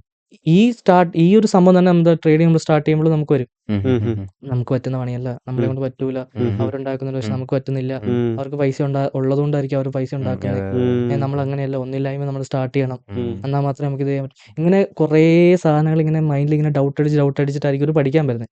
വൺസ് ഇവർ പഠിക്കാൻ വന്നു കഴിഞ്ഞ് കുറച്ച് കോൺസെപ്റ്റുകളും കുറച്ച് സ്ട്രാറ്റജിയും കുറച്ച് ഇതിന്റെ കോംപ്ലിക്കേഷൻസ് ഒക്കെ മനസ്സിലാക്കി കഴിഞ്ഞ് മനസ്സിലാവും, ഇത്രയൊക്കെ വള്ളി പിടിച്ചിട്ട് നമ്മൾ ഇതിന് പൈസ ഉണ്ടാക്കണ്ട എന്നുള്ള ഫോർമാറ്റിലോട്ട് വരും. എല്ലാവർക്കും ആവശ്യം ഈസി മണിയാണ് എല്ലാവരും എക്സ്പെക്ട് ചെയ്യുന്നത്. ആ ഈസി മണി ആ ഒരു മിത്ത് അവിടെ തന്നെ ആദ്യം തന്നെ പൊട്ടിച്ചിട്ടുണ്ടെങ്കിൽ തന്നെ അവിടെ മാറി. നമ്മൾ ആദ്യത്തെ ഇതിൽ നമ്മൾ ക്ലാസ്സിൽ പറയുന്നത് ഇത് ഇങ്ങനെയാണ് കാര്യങ്ങൾ. ഇതിൽ പ്രോഫിറ്റ് ഉണ്ടാക്കാം, ലോസും വരും. നമ്മൾ യൂഷ്വലി ചെയ്യുന്നുണ്ടെങ്കിൽ നമ്മുടെ മെന്റേഴ്സ്, ഇപ്പം നമ്മുടെ ചീഫ് മെന്ററായ സജിത്ത് ആയിക്കോട്ടെ, നമ്മുടെ സ്വിങ്ങിന്റെ ട്രേഡറായ ജിതേഷ് ആയിക്കോട്ടെ, ഇവരെല്ലാവരും ആക്ച്വലി കറന്റ്ലി മാർക്കറ്റിൽ പൈസ ഉണ്ട്, മോർ ദൻ $10K അത്രയും പ്രോഫിറ്റ് നിലവിലെടുത്ത് നിൽക്കുന്ന ട്രേഡേഴ്സ് ആണ്. ഇവരാണ് ഇവരെ കോച്ച് ചെയ്യുന്നത്. അപ്പോൾ സ്വാഭാവികമായിട്ട് ഇവർ പറയും, ഓപ്പൺ ആയിട്ട് പറയും, ഇത് ഞാൻ ആദ്യം തുടങ്ങിയപ്പോൾ ഇത്രയും പൈസ കളഞ്ഞിട്ടുണ്ടായിരുന്നു, അത് കാണിച്ചു കൊടുക്കും. ഇന്ന പൈസ കളഞ്ഞിട്ടുണ്ടായിരുന്നു, എന്നിട്ടാണ് ഈ പൈസ വന്നത്. അപ്പോൾ ആ ഒരു ഫേസ് പഠിച്ചു കഴിഞ്ഞിട്ട് ഇത് പ്രാക്ടീസ് ചെയ്ത് എന്നിട്ട് ഇതിന്റെ പ്രശ്നങ്ങൾ മനസ്സിലാക്കി, ഈ പ്രശ്നങ്ങളെ മനസ്സിലാക്കി കഴിയുമ്പോഴേ നമുക്ക് പ്രോപ്പർ ആയിട്ടുള്ള ട്രേഡർ ആവാൻ പറ്റത്തുള്ളൂ. ചിലർ പഠിച്ചു കഴിഞ്ഞ് ബൈ ലാസ്റ്റിലോട്ട് ഒറ്റയടിക്ക് കയറാൻ നോക്കും. അവിടെയാണ് ഇതിന്റെ ഒക്കെ ഒരു ഡൗൺ സൈഡ് ഇരിക്കുന്നത്. മൈൻഡ് സെറ്റ് വളരെ വളരെ ഇമ്പോർട്ടൻ്റ് ആണ്. കാരണം അതുണ്ടെങ്കിൽ മാത്രമേ ഇതിൽ പിടിച്ചു നിൽക്കാൻ പറ്റത്തുള്ളൂ. കാരണം ഞാൻ പറയട്ടെ, ഈ ട്രേഡ് ചെയ്യാൻ പഠിക്കാൻ വരുന്ന ആൾക്കാർ ആദ്യം തന്നെ എന്ത് ചോദിച്ചിട്ടുണ്ടെങ്കിൽ, ഇപ്പം ജോലി ചെയ്തുകൊണ്ടിരിക്കുന്ന ആൾക്കാരാണെങ്കിൽ ഫുൾ ടൈം ആയിട്ട് സ്റ്റാർട്ട് ചെയ്യണം. ഞാൻ പറഞ്ഞല്ലോ, ഞാൻ സ്റ്റാർട്ട് ചെയ്തത്, ഞാൻ ട്രേഡിംഗ് കുറച്ചും കൂടി കംപ്ലീറ്റ് ആയിട്ട് ഫോക്കസ് ചെയ്യാൻ സ്റ്റാർട്ട് ചെയ്തത് ഞാൻ ജോലി ചെയ്യുന്ന സമയത്താണ്. ഈ ജോലി ചെയ്യുന്ന സമയത്ത് ഞാൻ ട്രേഡ് ചെയ്യാൻ സ്റ്റാർട്ട് ചെയ്ത സമയത്ത് ഞാൻ ഒരിക്കലും ഞാൻ ആദ്യത്തെ മാസം ഞാൻ പ്രോഫിറ്റ് ആയിരുന്നു, രണ്ടാമത്തെ മാസം ഞാൻ ലോസ് ആയിരുന്നു, മൂന്നാമത്തെ മാസം ഞാൻ പ്രോഫിറ്റ് ആയിരുന്നു, നാലാമത്തെ ഞാൻ പ്രോഫിറ്റ് ആയിരുന്നു. ഈ 4 മാസം ഞാൻ പ്രോഫിറ്റ് എടുത്ത് കഴിഞ്ഞിട്ട് ഞാൻ പിന്നെ പെട്ടെന്ന് എന്നാൽ പിന്നെ എനിക്കിതിൽ പൈസ ഉണ്ടാക്കാൻ പറ്റും, ഞാനൊരു മന്ത് സാലറി എടുത്തുകൊണ്ടിരുന്നതാണ്, ഞാൻ ഒരു 2-3 ദിവസം കൊണ്ട് ഞാൻ ഉണ്ടാക്കിക്കൊണ്ടിരുന്നത്. ബട്ട് സ്റ്റിൽ ഞാൻ എന്ത് ചെയ്തില്ല, ഞാൻ അവിടെ നിന്ന് ജമ്പ് ചെയ്യാണ്ട് ഞാൻ 2 വർഷം ഞാൻ കൺസിസ്റ്റൻ്റ് ആയിട്ട് ഞാൻ വർക്കും ചെയ്ത് അതിൻ്റെ കൂടെ ഞാൻ ഇത് ട്രേഡിങ് ഞാൻ കൊണ്ടുപോയി. എന്നിട്ടാണ് ഞാൻ എന്താ ഫുൾ ടൈമിലോട്ട് ഞാൻ ഇറങ്ങിയത്. പക്ഷെ എല്ലാവരും ചെയ്യാൻ പോകുന്ന ഒരു പ്രശ്നം എന്ന് വെച്ചിട്ടുണ്ടെങ്കിൽ ആദ്യം തന്നെ ചാടി കയറി ഇത് പഠിച്ചു, ഓക്കെ എല്ലാം സെറ്റായി, അടുത്തതിലോട്ട് കയറി. അത് ഒരിക്കലും ചെയ്യാൻ പാടില്ല. കാരണം നമ്മുടെ എല്ലാവരുടെയും പേഴ്സണൽ ഫിനാൻഷ്യൽ റിക്വയർമെന്റ്സ് ആ രീതിയിലുള്ള റിക്വയർമെന്റ്സ് ആണ്. ഇപ്പം എനിക്ക് EMIs ഉണ്ടായിരിക്കാം, എനിക്ക് ഇതുണ്ടായിരിക്കാം, അതുണ്ടായിരിക്കാം, കമ്മിറ്റ്മെന്റ് ഉണ്ടായിരിക്കാം, വീട്ടിലോട്ട് കൊടുക്കേണ്ട ആവശ്യം വരുമായിരിക്കും, ഫാമിലിനെ ടേക്ക് കെയർ ചെയ്യേണ്ട ആവശ്യം വരുമായിരിക്കും. അപ്പം ഇങ്ങനത്തെ കുറേ പ്രശ്നങ്ങളുണ്ട്. ആ പ്രശ്നത്തിന്റെ ഇടയ്ക്ക് അതൊരു വലിയൊരു ഒരു പില്ലറാണ് അല്ലേ. അപ്പോൾ അവിടെ നിന്ന് നമ്മൾ ഇതിലോട്ട് നമ്മൾ ഷിഫ്റ്റ് ചെയ്യുമ്പോൾ അതിനനുസരിച്ച് പൈസ ഉണ്ടാക്കാൻ പറ്റുന്നുണ്ട് എന്നുള്ളൊരു കോൺഫിഡൻസ്, അല്ലെങ്കിൽ അതിനൊരു ബാക്കപ്പ് ഉണ്ട് എന്നുള്ളത് മാത്രമേ ഫുൾ ടൈം ആയിട്ട് നമ്മൾ ഇതിലോട്ട് ഇറങ്ങാൻ പാടുള്ളൂ. ഓക്കെ. സോ ബ്രോ, ഇന്ത്യയിൽ നോക്കുകയാണെന്നുണ്ടെങ്കിൽ ഇപ്പോൾ നേരത്തെ US പറഞ്ഞ ഒരു ബ്രോക്കറായിട്ട് ലോഞ്ച് ചെയ്യണമെന്നുണ്ടെങ്കിൽ നല്ലൊരു എമൗണ്ട് ഒക്കെ അവിടെ പേ ചെയ്യണമെന്ന്. അതിൻ്റെ റീസൺ എന്ന് പറഞ്ഞാൽ അവിടെ അത്രയും ട്രേഡിംഗ് വോളിയം നടക്കുന്നുണ്ടാവണം, അല്ലെങ്കിൽ അത്രയും പ്രോപ്പറായിട്ടായിരിക്കും കാര്യങ്ങൾ നടക്കുന്നുണ്ടാവും. ഇന്ത്യയിൽ അങ്ങനത്തെ ഒരു സിസ്റ്റം ഒക്കെ വരാനുള്ള സാധ്യതകളുണ്ടോ? ഇന്ത്യയിൽ ഫോറക്സ് ട്രേഡിംഗ് ഇൻ ഇന്ത്യ പറയുകയാണെന്നുണ്ടെങ്കിൽ എന്തായിരിക്കും ഫ്യൂച്ചർ? പറഞ്ഞിട്ടുണ്ടെങ്കിൽ കുറച്ച് പൊളിറ്റിക്കലായി പോകും. കാരണം വെച്ചിട്ടുണ്ടെങ്കിൽ ഒന്നെങ്കിൽ ഇതിനെ ഗൗൺ ചെയ്യുന്ന ആൾക്കാർ അത്യാവശ്യം അതിനനുസരിച്ച് ഫ്യൂച്ചറിസ്റ്റിക് ആയിട്ട് തിങ്ക് ചെയ്യുന്ന ആൾക്കാരായിരിക്കണം. ഡെഫിനറ്റ്ലി അങ്ങനെ തന്നെ ഒരു സമ്പ്രദായം, പൊളിറ്റിക്കൽ ആയിട്ടുള്ള ഒരു സെറ്റപ്പ് വന്നിട്ടുണ്ടെങ്കിൽ ഡെഫിനറ്റ്ലി ഇതൊക്കെ മാർക്കറ്റിൽ വരാൻ പറ്റുന്നേ ഉള്ളൂ. UAE ചെയ്യാം, US ചെയ്യാം, ഡെഫിനറ്റ്ലി നമുക്ക് ചെയ്യാൻ പറ്റണം. പക്ഷേ പറഞ്ഞല്ലോ, ഇത് കുറേ കാര്യങ്ങളുണ്ട്. ഇന്ത്യൻ്റെ കുറേ പൊളിറ്റിക്കൽ ആയിട്ടുള്ള പോലെ ടാക്സ് റിലേറ്റഡ് ആയിട്ടുള്ള കുറേ സിസ്റ്റമാറ്റിക് ആയിട്ടുള്ള കുറേ കാര്യങ്ങളുണ്ട്. ഇതിൻ്റെയൊക്കെ ബേസിസിലാണ് ഇന്ത്യൻ ഇതിനെ ഫുള്ളി ലീഗലൈസ് ചെയ്യാത്തത് ബേസിക്കലി. പക്ഷെ നമുക്ക് എന്താ പറയുക, അതിന്റെ ക്രിപ്റ്റോ ഒക്കെ നമുക്ക് ലീഗലാണ്. അപ്പോൾ നമ്മൾ കംപ്ലീറ്റ് ട്രേഡ് ചെയ്യുന്നത് ക്രിപ്റ്റോ വഴിയാണ് നമ്മൾ ട്രേഡ് ചെയ്യുന്നത്. ക്രിപ്റ്റോസ് യൂസ് ചെയ്തിട്ടാണ് നമ്മൾ ട്രാൻസാക്ഷൻസ് ഒക്കെ നടത്തുന്നത്. അപ്പോൾ അതിനുള്ള ടാക്സും കാര്യങ്ങളൊക്കെ നമ്മൾ പേ ചെയ്ത് നിലവിൽ നമ്മൾ നിൽക്കേണ്ടി വരും. Going forward we can expect, കാരണം അത്രത്തോളം ബൂമാണ്. അതായത് US ഒക്കെ പോലെ തന്നെ വലിയ ടോപ്പ് ലീഡേഴ്സ് ഒക്കെ ഓൾറെഡി അവരുടെ സ്ട്രാറ്റജിക് റിസർവ്സ് ആയിട്ട് ക്രിപ്റ്റോനൊക്കെ അഡാപ്റ്റ് ചെയ്ത് സ്റ്റാർട്ട് ചെയ്തു. ചെയ്ത് ഡെഫിനറ്റ്ലി അപ്പോൾ ആ ഒരു സ്ലാബും കൂടെ വന്നു കഴിയുമ്പോഴും ഉം. കുറച്ചും കൂടി ഈസിനെസ് നമുക്ക് ട്രേഡ് ചെയ്യാൻ, ഇന്ത്യയിൽ തന്നെ നിന്ന് ട്രേഡ് ചെയ്യാനുള്ള ഈസിനെസ് നമുക്ക് കിട്ടും ഡെഫിനറ്റ്ലി. പിന്നെ കുറച്ച് റിസ്ക്കും കാര്യങ്ങളൊക്കെ ഉണ്ട്, അതിനൊക്കെ മാറ്റി വെക്കുകയാണെങ്കിൽ പോലും അത്യാവശ്യം ഫ്യൂച്ചറിസ്റ്റിക് നമ്മൾ നോക്കുമ്പം ഇന്ത്യയിൽ ഫോറക്സ് ട്രേഡിംഗ് അല്ലെങ്കിൽ ഇന്ത്യയിൽ ക്രിപ്റ്റോ ട്രേഡിംഗ് അത്യാവശ്യം ബൂം ആവാനുള്ള എല്ലാ സ്കോപ്പും എന്തായാലും ഉണ്ട്. കാരണം ഇപ്പം ട്രെൻഡ് മാറി. ഇപ്പം ഇന്ത്യൻ മാർക്കറ്റിൽ വന്ന് പഠിച്ച് പൈസ ഉണ്ടാക്കി, ഞാൻ പറഞ്ഞില്ല ആദ്യം പറഞ്ഞ പോലെ ഇന്ത്യൻ മാർക്കറ്റിനെ അപേക്ഷിച്ച് ഫോറക്സ് ട്രേഡ് ചെയ്യാൻ കുറച്ചും കൂടെ എളുപ്പമാണ്. സേ ഫോർ എക്സാമ്പിൾ ഇപ്പം ഇന്ത്യൻ മാർക്കറ്റിലെ സെഗ്മെന്റ് ആയ നിഫ്റ്റിയിലാണ് നമ്മൾ ഫ്യൂച്ചേഴ്സ് ഓപ്ഷൻ നിഫ്റ്റിയിലാണ് നമ്മൾ ട്രേഡ് ചെയ്യുന്നതെങ്കിൽ നമ്മൾ നിഫ്റ്റിന്റെ ചാർട്ട് നോക്കണം, നിഫ്റ്റിന്റെ ഫ്യൂച്ചർ ചാർട്ട് നോക്കണം, ഡെൽറ്റ എന്താന്ന് നോക്കണം, ഗാമ എന്താന്ന് നോക്കണം, വേഗം എന്താന്ന് നോക്കണം, OI ചാർട്ട് നോക്കണം, സ്ട്രൈക്ക് പ്രൈസ് ഏതിലാണ് നിൽക്കുന്നതെന്ന് നോക്കണം, OI ചേഞ്ച് എന്താന്ന് നോക്കണം. ഇങ്ങനെ ഇത്രയും കാര്യങ്ങൾ നോക്കിയാൽ നമ്മൾ നിഫ്റ്റിയിൽ ബൈ ചെയ്യണോ സെല് ചെയ്യണോ എന്നുള്ള തീരുമാനം എടുക്കാൻ പറ്റുള്ളൂ. ഗോൾഡ് അങ്ങനെയല്ല, നമ്മൾ ഗോൾഡിന്റെ ചാർട്ടും ഫണ്ടമെന്റൽസും കൂടെ നോക്കിയിട്ടുണ്ടെങ്കിൽ നമുക്ക് എന്താ പറയുക, ഗോൾഡ് ബൈ ചെയ്യണോ സെല് ചെയ്യണോ എന്നുള്ള ഡിസിഷൻ കുറച്ചും കൂടെ കോംപ്ലക്സിറ്റി കുറവാണ്. അപ്പോൾ സ്വാഭാവികമായിട്ട് ആൾക്കാർ അത് ഇഷ്ടപ്പെട്ട് തുടങ്ങി. അതുകൊണ്ടാണ് ഇപ്പോൾ ഇന്ത്യൻ മാർക്കറ്റിൽ നിന്ന് കുറേ ആൾക്കാർ ഷിഫ്റ്റ് ചെയ്തിട്ട് ഫോറക്സിലോട്ട് ജമ്പ് ആവാനുള്ള കാരണം. ഇന്ത്യയിൽ നമുക്ക് ലീഗലി നമുക്ക് ചെയ്യാൻ പറ്റും കേട്ടോ. കംപ്ലീറ്റ് ഞാൻ പറഞ്ഞ പോലെ ഇന്ത്യൻ മാർക്കറ്റിൽ 4ാമത്തെ സെഗ്മെന്റ് ഉണ്ട് ഫോറക്സ്. ഈ സെഗ്മെന്റിൽ ഇന്ത്യൻ രജിസ്റ്റർ ആയ NSE BSE പോലെ തന്നെ ബ്രോക്കേഴ്സിൽ എന്താ പറയുക, എക്സ്ചേഞ്ച് വഴി നമുക്ക് എന്താ പറയുക, നമുക്ക് ഈ ഒരു പെർട്ടിക്കുലർ ട്രേഡ് നമുക്ക് ചെയ്യാനുള്ള ഓപ്ഷൻസ് ഉണ്ട്. പക്ഷെ അവിടെ കുറെ ലിമിറ്റേഷൻസ് ഉണ്ട്. ആ ലിമിറ്റേഷൻസ് ഉള്ളതുകൊണ്ടാണ് എന്താ പറയുക, ക്യാപിറ്റൽ ലിവറേജ് ഭയങ്കര കുറവാണ്. പിന്നെ ക്യാപിറ്റൽ നല്ല രീതിയിൽ സ്വാഭാവികമായിട്ട് ലിവറേജ് കുറയുമ്പോൾ ക്യാപിറ്റൽ നല്ല രീതിയിൽ കൂടും. പിന്നെ നമുക്ക് ട്രേഡ് ചെയ്യാനുള്ള ഇൻസ്ട്രുമെന്റ് വളരെ ചുരുക്കമുള്ള ഇൻസ്ട്രുമെന്റ് മാത്രമേ ഉള്ളൂ. വലിയ മൂവ്മെന്റുകൾ നമുക്ക് അതിൽ എക്സ്പെക്ട് ചെയ്യാൻ പറ്റത്തില്ല. പിന്നെ കുറെ കൺസ്ട്രെയിന്റ് ഉള്ളതുകൊണ്ടാണ് നമ്മൾ ആ ഒരു മാർക്കറ്റ് അല്ലെങ്കിൽ ആ ഒരു സെഗ്മെന്റ് നമ്മൾ എക്സ്പ്ലോർ ചെയ്യാത്തത്. സോ റിയലായിട്ട് ഓറോഫിലേക്ക് എത്തിയതിനു ശേഷം കരിയർ നല്ല രീതിക്ക് മാറി എന്ന് കാണിച്ചു തരാൻ പറ്റുന്ന ഒരു സ്റ്റുഡന്റിന്റെ ഒരു സ്റ്റോറി ഉണ്ടോ? ഡെഫിനറ്റ്ലി കാണിച്ചു തരാമല്ലോ. അതിന് നമ്മുടെ ഓറോഫിന്റെ ഫസ്റ്റ് ബാച്ചിൽ സജിത്ത് എന്ന് പറഞ്ഞിരിക്കുന്ന ഒരു നമ്മുടെ സ്റ്റുഡന്റ് ആയിരുന്നു. ഓൾറെഡി അവൻ ഇന്ത്യൻ മാർക്കറ്റിൽ അത്യാവശ്യം നല്ല രീതിയിൽ ട്രേഡ് ചെയ്ത് പ്രോഫിറ്റ് ക്രിയേറ്റ് ചെയ്തിട്ടുള്ള ആളാണ്. അവനാണ് ഇതിലോട്ട് ഷിഫ്റ്റ് ചെയ്യാൻ മെയിൻ ആയിട്ടുള്ള റീസൺ ക്യാപിറ്റൽ കൺസ്ട്രെയിനും കാര്യങ്ങളൊക്കെയാണ്. അവൻ ഷിഫ്റ്റ് ചെയ്ത് ഇപ്പോൾ അവൻ്റെ ഏകദേശം പ്രൗഡ്ലി എനിക്ക് പറയാൻ പറ്റും, അവനിപ്പോൾ ഓൾമോസ്റ്റ് ഒരു more than 12K nearby അവൻ പ്രോഫിറ്റ് ഓൾറെഡി ഫണ്ടിങ് ബിപ്സിൽ മാത്രം ജനറേറ്റ് ചെയ്തിട്ടുണ്ട്. ഫണ്ടിങ് ബിപ്സ് എന്ന ഇതിന് മാത്രം ജനറേറ്റ് ചെയ്യുന്നുണ്ട്. അതിപ്പോൾ നമ്മുടെ ചീഫ് മെന്റർ ആയിട്ടാണ് വർക്ക് ചെയ്യുന്നത്. ബിക്കോസ് നമ്മൾ മാക്സിമം നമ്മളെ കൊണ്ട് ചെയ്യാൻ പറ്റുന്ന നമ്മൾ ചെയ്യണം. എന്നിട്ട് ബാക്കിയൊക്കെ 50-50 നമുക്ക് ചെയ്യാൻ പറ്റുന്ന ചെയ്ത് നമ്മൾ 100% 50% നമ്മൾ ചെയ്യണം. ബാക്കി 50% അവർ ഫോക്കസ് ചെയ്താലേ ഈ സക്സസ് ഒക്കെ എത്തത്തുള്ളൂ. സജിത്ത് വെച്ചിട്ടുണ്ടെങ്കിൽ ഭയങ്കര ഹാർഡ് വർക്കിംഗ്. ഏത് ലേറ്റ് നൈറ്റ് എന്തിനു വിളിച്ചാലും എന്ത് ചെയ്താലും അവൻ റെഡിയാണ്. കാര്യങ്ങൾ പറയാനും കാര്യങ്ങൾ കേൾക്കാനൊക്കെ റെഡിയാണ്. അവൻ രാത്രി 12 മണിക്കൊക്കെ എന്നെ വിളിച്ച് ഡൗട്ട് വെച്ച സമയങ്ങളുണ്ട്. അപ്പോൾ ആ ഒരു എഫേർട്ട് ഇടുന്ന ആൾക്കാരെ നമുക്ക് സത്യം പറഞ്ഞിട്ടുണ്ടെങ്കിൽ ഇതിൽ സക്സസ് ആക്കി ഉണ്ടാവും. അങ്ങനെ ഇഷ്ടംപോലെ എക്സാമ്പിൾസ് ഉണ്ട്. അഷ്റഫ് എന്ന് പറഞ്ഞിരിക്കുന്ന ഒരു സ്റ്റുഡൻ്റാണ് നമ്മുടെ ഈ റീസെൻറ്റ് ബാച്ചിൽ.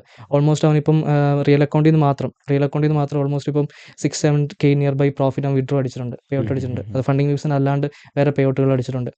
ഇങ്ങനെ ഇഷ്ടംപോലെ സക്സസ് നമുക്ക് കാണാൻ പറ്റും. അപ്പുറത്തെ ഞാൻ ഇതിന്റെ സത്യാവസ്ഥയും കൂടെ പറഞ്ഞുള്ളൂ, അപ്പുറത്ത് ലോസ് വരുന്ന ആൾക്കാരും ഉണ്ട്.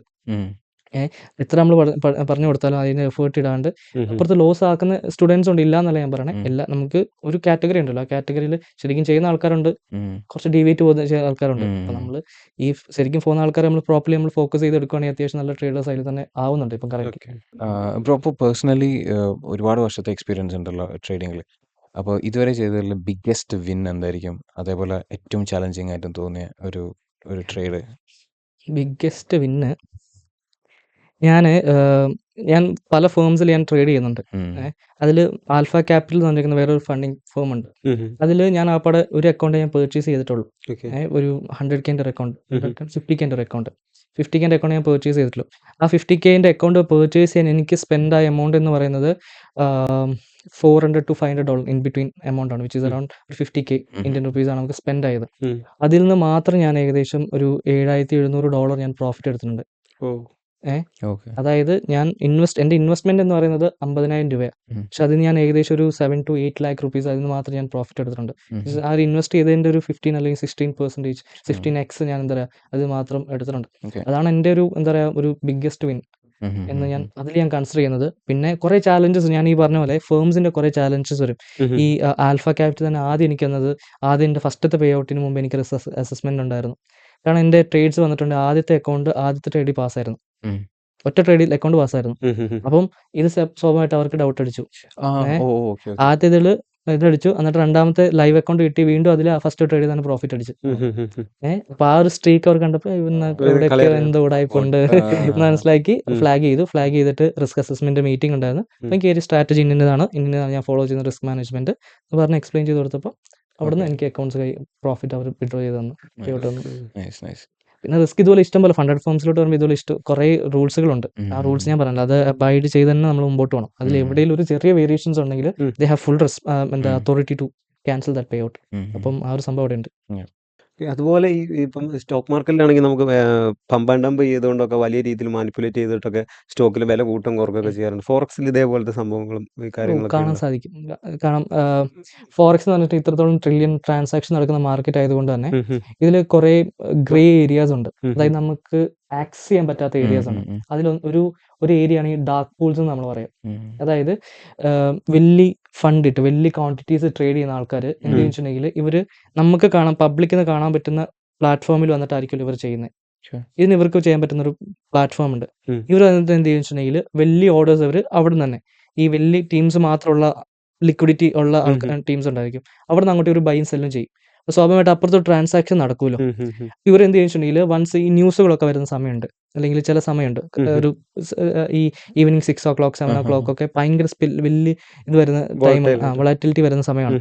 അപ്പോൾ ഇവരെന്ന് വെച്ചിട്ടുണ്ടെങ്കിൽ ഈ സമയമാകുമ്പോഴത്തേക്കും ഈ ഡാറ്റാസ് എന്താ പറയുക നമ്മുടെ ഈ ഒരു പബ്ലിക്കിന് ആക്സസ് ഉള്ള ഇതിലോട്ട് അവർ അപ്ഡേറ്റ് ചെയ്യും. അപ്പം പെട്ടെന്നുള്ള സ്പൈക്കും പെട്ടെന്നുള്ള ഡൗൺഫോൾസും ഒക്കെ നമുക്ക് കാണാൻ സാധിക്കും. അതായത് നിന്ന നിപ്പിൽ മാർക്കറ്റ് ഒറ്റയടിക്ക് കയറും. $100 ഒക്കെ ഗോൾഡ് കയറും, ഒറ്റയടിക്ക് $100 മാർക്കറ്റ് ഇറങ്ങും. അതിനുള്ള മെയിൻ റീസൺ ഈ ഡാർക്ക് പൂളിൽ നടക്കുന്ന ട്രാൻസാക്ഷൻസ് ആണ്. ഡാർക്ക് പൂൾസ് എന്ന് വെച്ചിട്ടുണ്ടെങ്കിൽ വലിയ ടീംസിന്റെ അങ്ങോട്ടും ഇങ്ങോട്ടും ട്രേഡ് ചെയ്യുന്ന സംഭവം നമ്മുടെ ഇതിലോട്ട് വന്ന് അവർ ഫുള്ളി അതെന്താ പറയുക പബ്ലിക്കിന് അത് ഇതാക്കുമ്പം ഡാറ്റ അപ്ഡേറ്റ് ചെയ്യുമ്പോൾ അതിൽ വരുന്ന വേരിയേഷൻസ് ആണ് ഇതിനെ പറയാം. ഇപ്പൊ ഈ വാറൊക്കെ നടക്കുന്ന സമയത്തൊക്കെ കാര്യങ്ങൾ അങ്ങനെ ഇൻസൈഡർ ന്യൂസ് ഒക്കെ കിട്ടുന്ന സമയത്ത് അവർ ഡെഫിനറ്റ്ലി അപ്പുറത്തും ഇപ്പുറത്തും ട്രേഡുകൾ എടുത്തിട്ടുണ്ടായിരിക്കും. ഞാൻ ഒരു ഫിലിമിൽ അങ്ങനെ ഒരു സീൻ കണ്ടിട്ടുണ്ട്. നമ്മുടെ സ്റ്റോക്ക് മാർക്കറ്റിലാണ് പുള്ളി മറ്റേ ഈ ഒരു ടെററിസ്റ്റ് അറ്റാക്ക് ഡയറക്റ്റ് കണ്ടിട്ട് പുള്ളി ഇവിടുന്ന് ട്രേഡ് എടുത്തിട്ട് ഇഷ്ടംപോലെ ഉണ്ട്. ഇഷ്ടംപോലെ നമുക്ക് ഭയങ്കര ഹ്യൂജ് പ്രോഫിറ്റ് ഉണ്ടാക്കി. ഏതാ മൂവി പറഞ്ഞു? നമ്മൾ US മറ്റേ ട്വിൻ ടവർ മറ്റേ ഇതില്ലായിരുന്നു, അതിന്റെ എക്സ്പ്ലോഷൻ അതിന്റെ സമയത്തും ഇഷ്ടംപോലെ പൈസ ഉണ്ടാക്കിയ ആൾക്കാരുണ്ട്. ക്രാഷ് ആവുന്ന കണ്ടിട്ട് 2008 മറ്റേ മോർഗേജ് ക്രൈസിസ് ചെയ്ത സമയത്ത് എന്താ പറയാ അതിനെ അഡ്വാൻറ്റേജ് ചെയ്തെടുത്ത് പൈസ ബിഗ് ഷോട്ട്. അതിൽ ക്ലിയർലി പറഞ്ഞിട്ടുണ്ട് എങ്ങനെയാണ് മാർക്കറ്റിനെ മാനിപ്പുലേറ്റ് ചെയ്യുന്നത്, പ്രോപ്പർലി ഡെമോൺസ്ട്രേറ്റ് ചെയ്തിട്ടുണ്ട്. പിന്നെ ഈ അർഷദ് മേത്ത പോലെ തന്നെ അത് സ്കാമിൽ എന്തൊക്കെ ലൂപ്പ് ഹോൾസുകൾ നമുക്ക് ഐഡന്റിഫൈ ചെയ്യാൻ പറ്റും. പിന്നെ കുറെ ലൂപ്പ് ഹോൾസ് ഉണ്ട്, അവിടെ ഇവിടെയൊക്കെ ലൂപ്പ് ഹോൾസ് ഉണ്ട്. അത് നമ്മൾ ഐഡന്റിഫൈ ചെയ്യുകയാണെങ്കിൽ നമുക്ക് അത്യാവശ്യം പൈസ ഉണ്ടാക്കാൻ പറ്റും.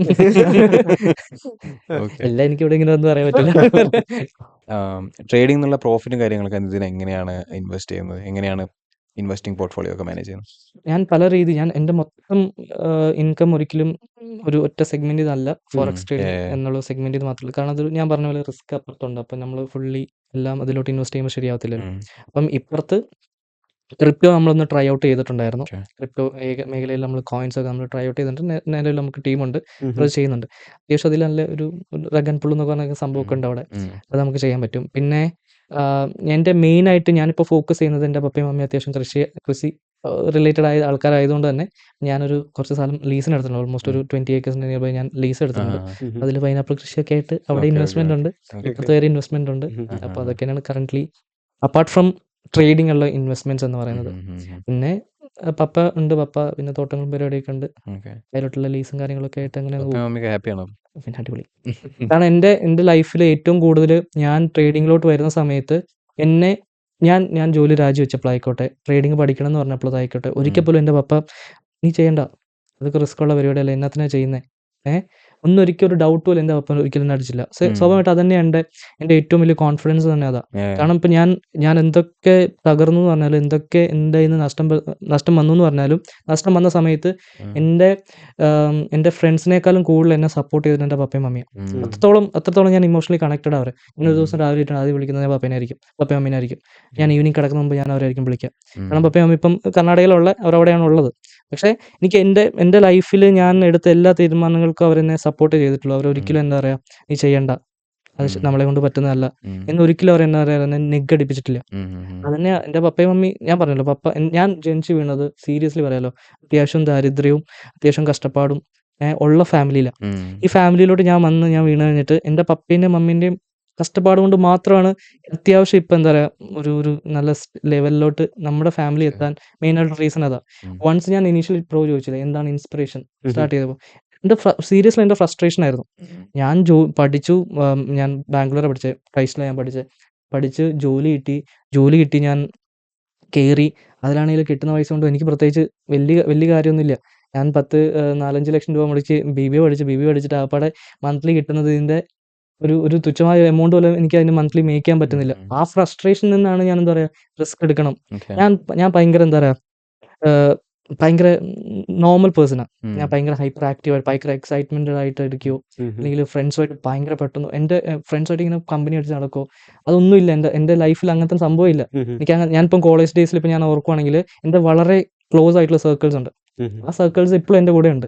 ആ ക്ലോസ് ആയിട്ട് സർക്കിൾസ് ആണ് എൻ്റെ ഏറ്റവും കൂടുതൽ. ഞാൻ അങ്ങനെ കുറച്ച് ബോറിംഗ് ആയിട്ടുള്ള ഒരു പേഴ്സണാണ്. അപ്പം ഒരു പോയിന്റ് കഴിഞ്ഞപ്പോൾ നമുക്ക് മനസ്സിലായല്ലോ, ഇങ്ങനെ എന്താ പറയുക, ഒരു ലൈഫിന് വലിയ വേരിയേഷൻ ഇല്ല, ഇങ്ങനെ പതുക്കെ ഇങ്ങനെ പോയിക്കൊണ്ടിരിക്കുകയാണ് എന്നുള്ളൊരു ഇത് വന്നപ്പോഴാണ് ട്രേഡിങ്ങിലോട്ട് ഞാൻ ജമ്പ് ഇൻ ചെയ്തതും. അവിടെ ഇപ്പം അത്യാവശ്യം എക്സൈറ്റ്മെന്റ് ആയിട്ടുള്ള കുറേ ജേർണീസ് ഇങ്ങനെ വന്നുകൊണ്ട് 2 ലോസ് കിട്ടിക്കുമ്പോൾ നമുക്ക് മനസ്സിലാവും വേരിയേഷൻ നമുക്ക് മനസ്സിലാവും. ആ ലോസ് കണ്ടു കഴിയുമ്പോൾ നമുക്ക് ഒരു ഇനീഷ്യലി നമ്മൾ ട്രേഡ് എടുക്കുന്ന സമയത്ത് നമുക്കൊരു അഡ്രിനാലിൻ റഷ് വരും. ഇത് പ്രോഫിറ്റ് ആണോ ലോസ് ആണോ ഒരു സാധനം വരും. അത് ചെറിയ എമൗണ്ട് ആയിരിക്കും, ഇനീഷ്യൽ ചെറിയ എമൗണ്ട്. പിന്നെ വലിയ എമൗണ്ടിലോട്ട് നമ്മൾ ഷിഫ്റ്റ് ചെയ്യുമ്പോൾ അതിനനുസരിച്ച് സംഭവം വരും.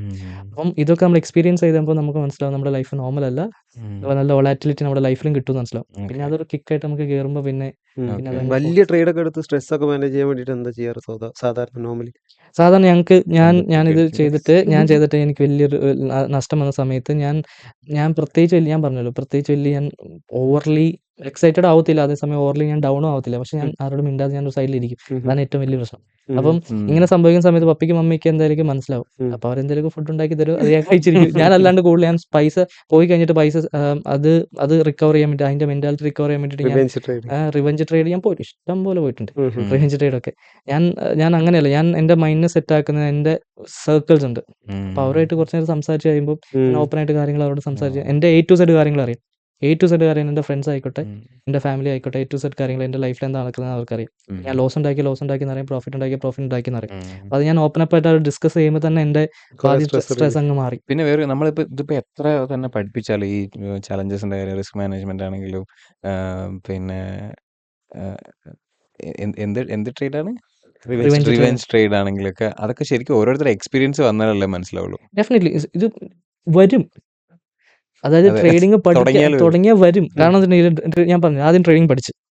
അല്ല, ഇത് ആദ്യം ഇതൊന്നും ചെയ്യാൻ പാടില്ല എന്നൊക്കെ പറഞ്ഞിട്ടുണ്ടെങ്കിലും ചെയ്തു പോകില്ല, അത് സംഭവിക്കില്ല.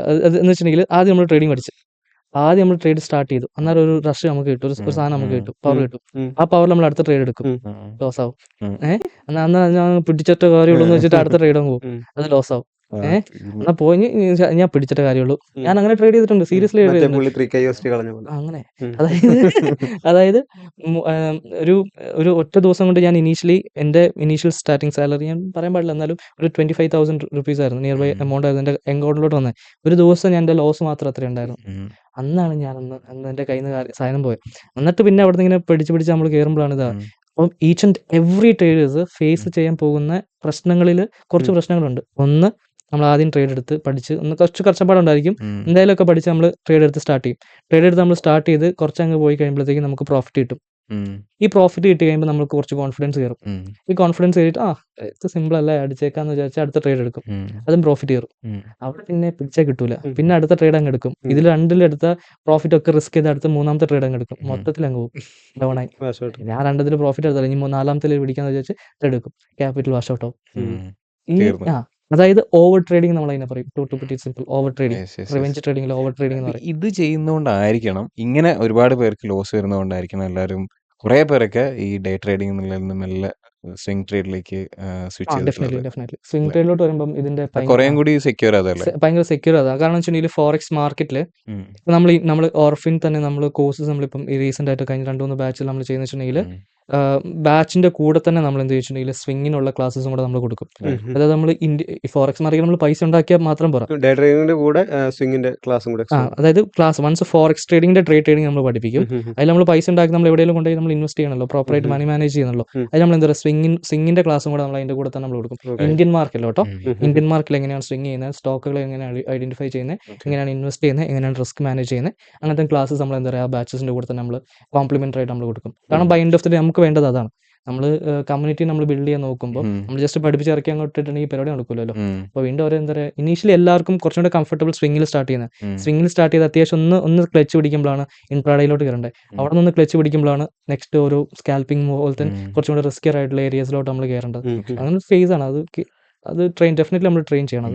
സോ ബ്രോ ഇപ്പോൾ നേരത്തെ പറഞ്ഞിട്ടുണ്ടായിരുന്നു, അതായത് ആദ്യം നമ്മൾ ലോങ് ടൈം ഇൻവെസ്റ്റ്മെന്റ് ചെയ്യുന്നു, പിന്നെ സ്വിങ് ചെയ്യുന്നു, പിന്നെ അതിനുശേഷം ഇൻട്രാഡേ, പിന്നെ സ്കാൽപ്പിംഗ് ഓപ്ഷൻസ് അങ്ങനെ പോകുന്നു ശരിക്കും. പക്ഷേ ഇപ്പോഴത്തെ ജനറേഷൻ ശരിക്കും ഈസി മണി, ക്വിക്കർ മണി ഉണ്ടാക്കുക എന്നുള്ളത് ഒരു അങ്ങനെ ഒരു മൈൻഡ് സെറ്റ് അല്ലേ. അപ്പോൾ ഈ യങ് ജനറേഷന് അങ്ങനെ തോന്നിയിട്ടുണ്ടോ? അതായത് പെട്ടെന്ന് മണി ഉണ്ടാക്കണം, പെട്ടെന്ന് ആ ഒരു സ്കാൽപ്പിംഗിലേക്ക് ഞാൻ പറഞ്ഞു ആദ്യത്തെ ക്ലാസ്സിൽ നമ്മൾ വന്ന് പറയും ഇങ്ങനെയാണ് നമ്മൾ ഫോക്കസ് ചെയ്യേണ്ടത്, ആദ്യം നിങ്ങൾ ഇത്രയും റിസ്ക് ചെയ്യാൻ പാടില്ല, ഇങ്ങനെയാണ് സ്വിംഗ് നമ്മൾ നോക്കേണ്ടത്, ചെയ്യേണ്ടത്. ആദ്യം നമ്മൾ നമ്മുടെ ക്ലാസ്സിൽ കൊടുക്കുന്നത് പോലും സ്വിംഗ് ട്രേഡ്സുകളാണ്. സ്വിങ്ങിന്റെ ക്ലാസ്സുകൾ നമ്മൾ ആദ്യം കൊടുക്കുന്നത്. ഫോറക്സ് ആയിക്കോട്ടെ, അതിൽ അത്യാവശ്യം 2-3 ദിവസം ഹോൾഡ് ചെയ്യുന്ന രീതിയിലുള്ള ട്രേഡ്സ് എങ്ങനെ എടുക്കണം എന്നുള്ളതാണ് നമ്മൾ ആദ്യത്തെ പ്രൈസ് ആക്ഷൻ നമ്മൾ പഠിപ്പിക്കുന്നത്. എന്നിട്ടാണ് നമ്മൾ ഇതിലോട്ടൊക്കെ പോകുന്നത്. പക്ഷെ ആൾക്കാർ എന്ത് ചെയ്യും, ആദ്യം സ്കാൽപ്പ് ചെയ്യും. ആദ്യം എന്താ പറഞ്ഞത്, സ്വിങ് ചെയ്യണം, ഇൻട്രാഡേ ചെയ്യണം, സ്കാൽപ്പ് ചെയ്യണം. പക്ഷെ ഇവർ വരുമ്പോൾ സ്കാൽപ്പ് ചെയ്യണം, ഇൻട്രാഡേ ചെയ്യണം, സ്കാൽപ്പ് ചെയ്ത് അത്യാവശ്യം പെട്ടെന്ന് ക്വിക്ക് മണിയാണ്. സ്കാൽപ്പിംഗ് പെട്ടെന്ന് നമ്മൾ കയറി ഫ്രാക്ഷൻ ഓഫ് സെക്കൻഡ്സ് നമ്മൾ ഇറങ്ങുന്ന ട്രേഡിംഗ് സ്റ്റൈലാണ് സ്കാൽപ്പിംഗ്, ക്വിക്ക് മണി. രണ്ടാമത്തതാണ് കുറച്ചെടുത്ത് കഴിയുമ്പോൾ ലോസ് കിട്ടും. ലോസ് കിട്ടി ഇതാണ് സ്കാൽപ്പിംഗ്. നമുക്ക് പൊസിഷൻ ട്രേഡ് പിടിക്കാം, ഒരു ദിവസം കൊണ്ട് എൻ്റെ ആണ് ഇൻട്രാഡേ ട്രേഡ്സ് പിടിക്കാം, അതിലോട്ട് കയറും. എന്നിട്ട് കയറിക്കുമ്പോൾ അതും വർക്കാവാതെ പിന്നെ എന്ത് ചെയ്യും, ഇനി എനിക്കൊന്നും വേണ്ട, എനിക്ക് സിംഗ് മതി എന്ന് വെച്ചാൽ സിംഗിലോട്ട് കയറും. അതാണ് യൂഷ്വലി സംഭവിക്കുന്ന ഒരു 90% ആളുകളും അങ്ങനെ എൻഡ് അപ്പ് ചെയ്യുന്നതാണ് സ്വിംഗിൽ. ഡെഫിനറ്റ്ലി. കാരണം കുറച്ചും കൂടെ കംഫർട്ടബിൾ ആണ് അതിൽ നമ്മൾ മേക്ക് ചെയ്യുന്ന മണി. കാരണം നമ്മൾ ഇൻട്രാഡേയും സ്കാൽപ്പിംഗ് ഒക്കെ ഭയങ്കര സ്ട്രെസ്ഫുൾ ആയിട്ടുള്ള ട്രേഡിംഗ് സ്റ്റൈലാണ്. But that is not the case when it comes to swing. അതൊരു ഫോർമാറ്റാണ്. നമ്മളത് എടുത്ത് നമ്മൾ റിസ്ക് ചെയ്ത് നമ്മുടെ കയ്യിൽ നിന്ന് എത്ര പോകും, നമുക്ക് എത്ര കിട്ടും എന്ന് കാൽക്കുലേറ്റഡ് പൊസിഷൻ എടുക്കുക, ടാർഗറ്റ് TP SL TP ഒക്കെ സെറ്റ് ചെയ്യുക, ഡൺ. അതിൽ പിന്നെ നമ്മൾ വേറെ ഒന്നുമില്ല, ഒന്നിൽ TP അടിച്ചോ SL അടിച്ചോ നമ്മൾ ഇടയ്ക്കിടയ്ക്ക് കയറി നോക്കിയാൽ മതി. മറ്റേത് അങ്ങനെയല്ല, അടുത്ത ട്രേഡ് കൊടുക്കണം, ലോസ് ഇത്രയും വരും, ഇങ്ങനെ കാൽക്കുലേറ്റഡ് സ്റ്റിൽ കാൽക്കുലേറ്റഡ് ആയിരിക്കും അതിൽ. പക്ഷേ ആ ഒരു ദിവസം കൊണ്ട് നടക്കുന്നതായതുകൊണ്ട് ലോസ് വന്നിട്ടുണ്ടെങ്കിൽ കുറേ ടെൻഷൻസ് അപ്പത്തുള്ളതുകൊണ്ട് ഇതെല്ലാം കൂടെ ട്രിഗർ ആയിട്ട് നമ്മൾ ടാർഗറ്റ് എത്തുന്ന മുമ്പ് നമ്മൾ ക്ലോസ് ചെയ്യും. ചെറിയ ലോസ് കാണുമ്പോൾ നമ്മൾ സ്റ്റിൽ SL TP ഒക്കെ നമ്മൾ മെയിൻറ്റെയിൻ ചെയ്തിട്ടുണ്ടെങ്കിൽ പോലും നമ്മൾ എന്ത് ചെയ്യും, നമ്മൾ ചുമ്മാ കയറി നമ്മൾ പെട്ടെന്ന് കയറി നമ്മളെ ഫോമോയിൽ നമ്മൾ എന്ത് ചെയ്യും, അത് നമ്മൾ എക്സിറ്റ് ചെയ്യും, പൊസിഷൻസ് എക്സിറ്റ് ചെയ്യും. ഇതൊക്കെ കുറേ ഞാൻ പറഞ്ഞു, ഇതൊക്കെ എക്സ്പീരിയൻസ് ചെയ്താൽ ഇതിൻ്റെയൊക്കെ എത്രത്തോളം ആഴമുണ്ടെന്ന് നമുക്ക് മനസ്സിലാക്കാൻ പറ്റത്തുള്ളൂ. കാരണം അത് അങ്ങനെയാണ്. കാരണം നമ്മൾ എത്രത്തോളം ഞാനിപ്പം പറഞ്ഞു തന്നു, ഇതിങ്ങനെയാണ് ഫോം വരും, ഓവർ ട്രേഡിങ് ചെയ്യും, പൈസ റിസ്ക് ചെയ്യും, ചുമ്മാ ആവശ്യമില്ലാണ്ട് ചെയ്യരുതെന്ന് പറഞ്ഞാലും വൺസ് അത് എക്സ്പീരിയൻസ് ചെയ്യാണ്ട് ഈ പാഠങ്ങൾ നമ്മൾ പഠിക്കൂല. അതൊരിക്കലും നമ്മൾ ഈ പറയുന്ന യങ്സ്റ്റേഴ്സ് ആയിക്കോട്ടെ, വേറെ ആരും നമുക്ക് കുറ്റം പറയാൻ നമുക്ക് പറ്റത്തില്ല. കാരണം ഞാൻ പൈസ ഉണ്ടാക്കാൻ വേണ്ടിയിട്ട് മാർക്കറ്റിലോട്ട് വന്നേ. എൻ്റെ main aim by end of the day aim എന്ന് പറയുന്നത് പ്രോഫിറ്റബിലിറ്റി ആയിരുന്നു. ആ പ്രോഫിറ്റബിലിറ്റിന്ന് ഷിഫ്റ്റായി ഞാൻ ചെയ്യുന്ന പ്രോസസ്സ് ഞാൻ ഫോക്കസ് ചെയ്യാം, by end of the day അതിന്റെ ബൈ പ്രൊഡക്റ്റ് ആയിട്ട് പ്രോഫിറ്റ് വരും എന്നുള്ള മൈൻഡ് സെറ്റ് ഞാൻ സെറ്റ് ആവാൻ എനിക്ക് ഓൾമോസ്റ്റ് ഒരു 1.5 years അതിലൊക്കെ എത്തിക്കഴിയുമ്പോൾ നമുക്ക് കാര്യങ്ങളൊക്കെ കുറച്ചും കൂടെ എളുപ്പമാവും. കാര്യങ്ങൾ നമ്മൾ ചെയ്യുന്നതിൽ നമുക്ക് തന്നെ ഒരു കോൺഫിഡൻസ് വരും, നമ്മൾ എന്താ ചെയ്യേണ്ടത് നമുക്കൊരു ധാരണ കിട്ടും. ആ ധാരണ കിട്ടിക്കഴിയുമ്പോൾ പിന്നെ അങ്ങ് ആ ഒരു ഫ്ലോയിൽ അങ്ങ് പൊക്കോളും. പിന്നെ അതിനെക്കുള്ളിൽ നമ്മൾ കോംപ്ലിക്കേറ്റഡ് ആക്കാതിരുന്നാൽ മാത്രം മതി. സോ ഡെഫിനറ്റ്ലി ഇതൊക്കെ നിങ്ങളുടെ സ്റ്റുഡൻസിലേക്ക് പാസ് ഔട്ട് ചെയ്യുന്നുണ്ട് എന്ന് തന്നെയാണ് ഞാൻ വിചാരിക്കുന്നത്. അപ്പോൾ ഓറോഫിനിൽ നിങ്ങളുടെ ഒരു കോഴ്സ്, ഈ ഫോറക്സ് ട്രേഡിംഗ് പഠിപ്പിക്കുന്ന ഒരു കോഴ്സിൻ്റെ ഒരു സ്ട്രക്ചറൊക്കെ എങ്ങനെയാണ്, എങ്ങനെയാണ് ഫീസൊക്കെ, ആർക്കൊക്കെ അതിൽ ജോയിൻ ചെയ്യാൻ പറ്റും? ഓർഫിൽ ഇപ്പോൾ നമ്മൾ മെയിൻലി 2 രീതിയിൽ നമ്മൾ കോഴ്സസ് പ്രൊവൈഡ് ചെയ്യുന്നത്. അതിലൊന്ന് ഓഫ്ലൈൻ ആണ്, 2 ഓൺലൈൻ ആണ് വരുന്നത്.